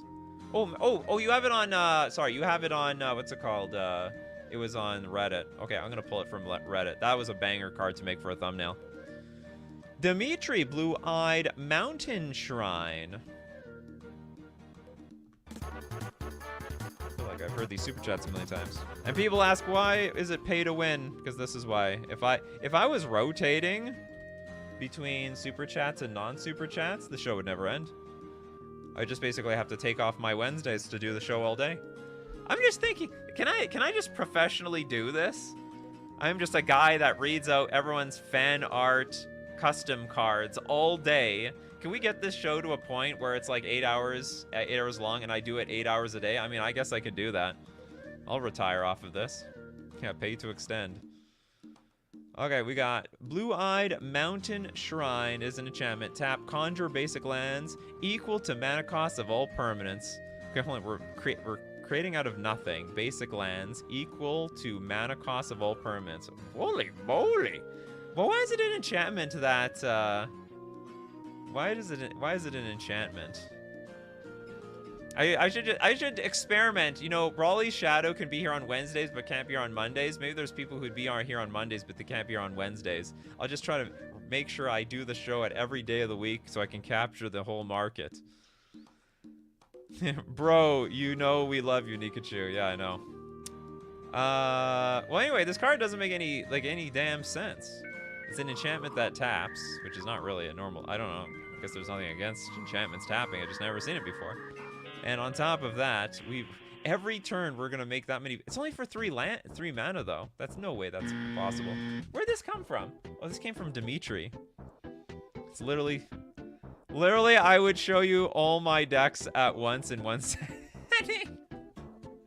I know you would. Wow, 3-hour stream. I know. That's a wild stream. Couldn't think of a decent type. Well, artifact. But anyway, 3 mana for this ability is insane. It's absolutely insane. We conjure basic lands equal to the mana cost of all permanents. Like, perpetually? Every single turn? That's a lot of mana, I think. It's like creating treasure tokens that don't go away. Yeah, it's a little broke. It's just a little broken. Surefire Selves, Ragnarok. Oh, how lucky you are, Surefire Selves. Yeah, we have one of the last super chats. Ragnarok. I bet when you made that super chat, you didn't think it would take so long. Red winning by the ending the world. It is a red, 5 generic legendary sorcery. Ah, so you need another legendary permanent play. Destroy target land. Seems sensible enough. Ragnarok deals X damage to target creature or planeswalker, where X is your life total. Then deal damage, divide as you choose, to any number of target creatures equal to the excess damage dealt. Then, at the beginning of your next end step, if you control exactly 2 human creatures, I don't know what the lore is behind that, but whatever, 2 humans, and no other creatures on the battlefield, you win the game. That is very interesting. That's totally fine, I think. It's a very, very specific clause. And also, it's 8 mana, so if you want to win the game for 8 mana, boop, you deserve it. Dimitri, blue-eyed fairy of healing. What I'm here? Give me this. Blue-eyed fairy of healing. Black, black, white, white, 9 generic, which means this is gonna be busted. It's a 1/1.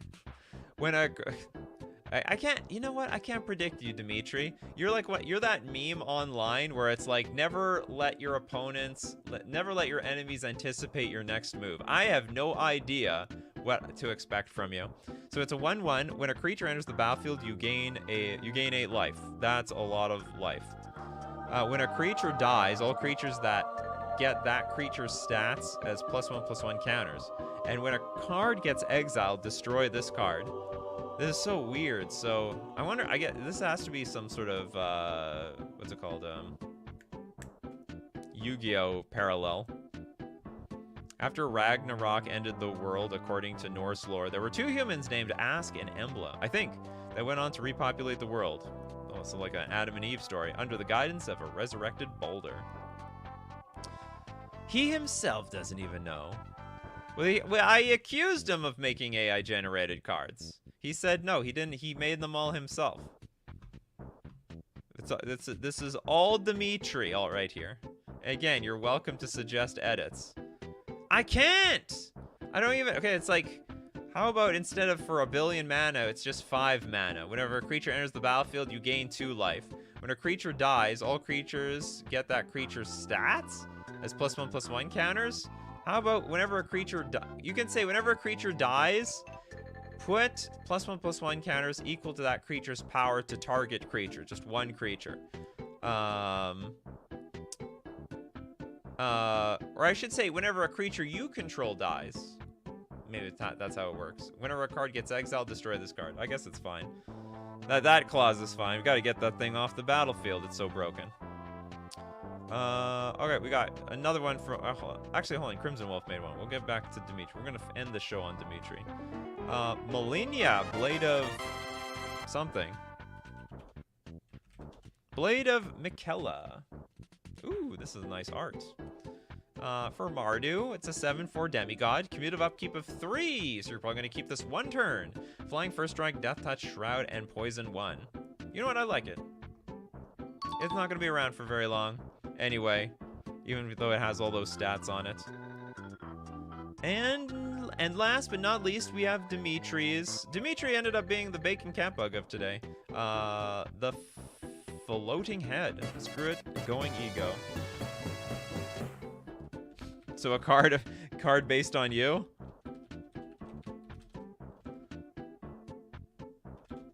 After all, you are a floating head in your avatar. Dimitri the floating head. Planeswalker Dimitri. +4. +4, you gain 4 life. And you discard 4 cards. Well, that's probably fair. And then -12. All creatures gain +X/+X, where X is that creature's owner's life. It dies immediately. These have to be AI generated. They have to be. No one would make a card like it. It just dies on the spot. Like, it enters the battlefield and it's dead. It's got zero loyalty. It doesn't even start with anything.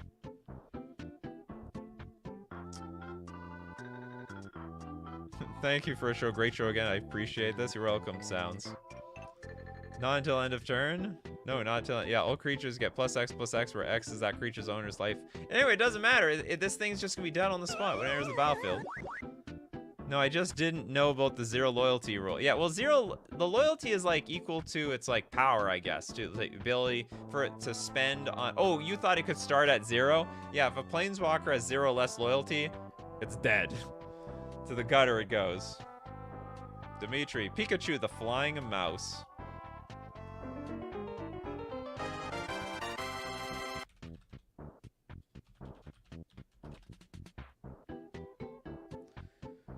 And just to make sure nothing else, I'm calling it here. I'm calling it here. The song is as sung. Pikachu the flying. Oh, we got Balloon Pikachu. Green, green, green. 8/9 flying. Oh God, it's broken.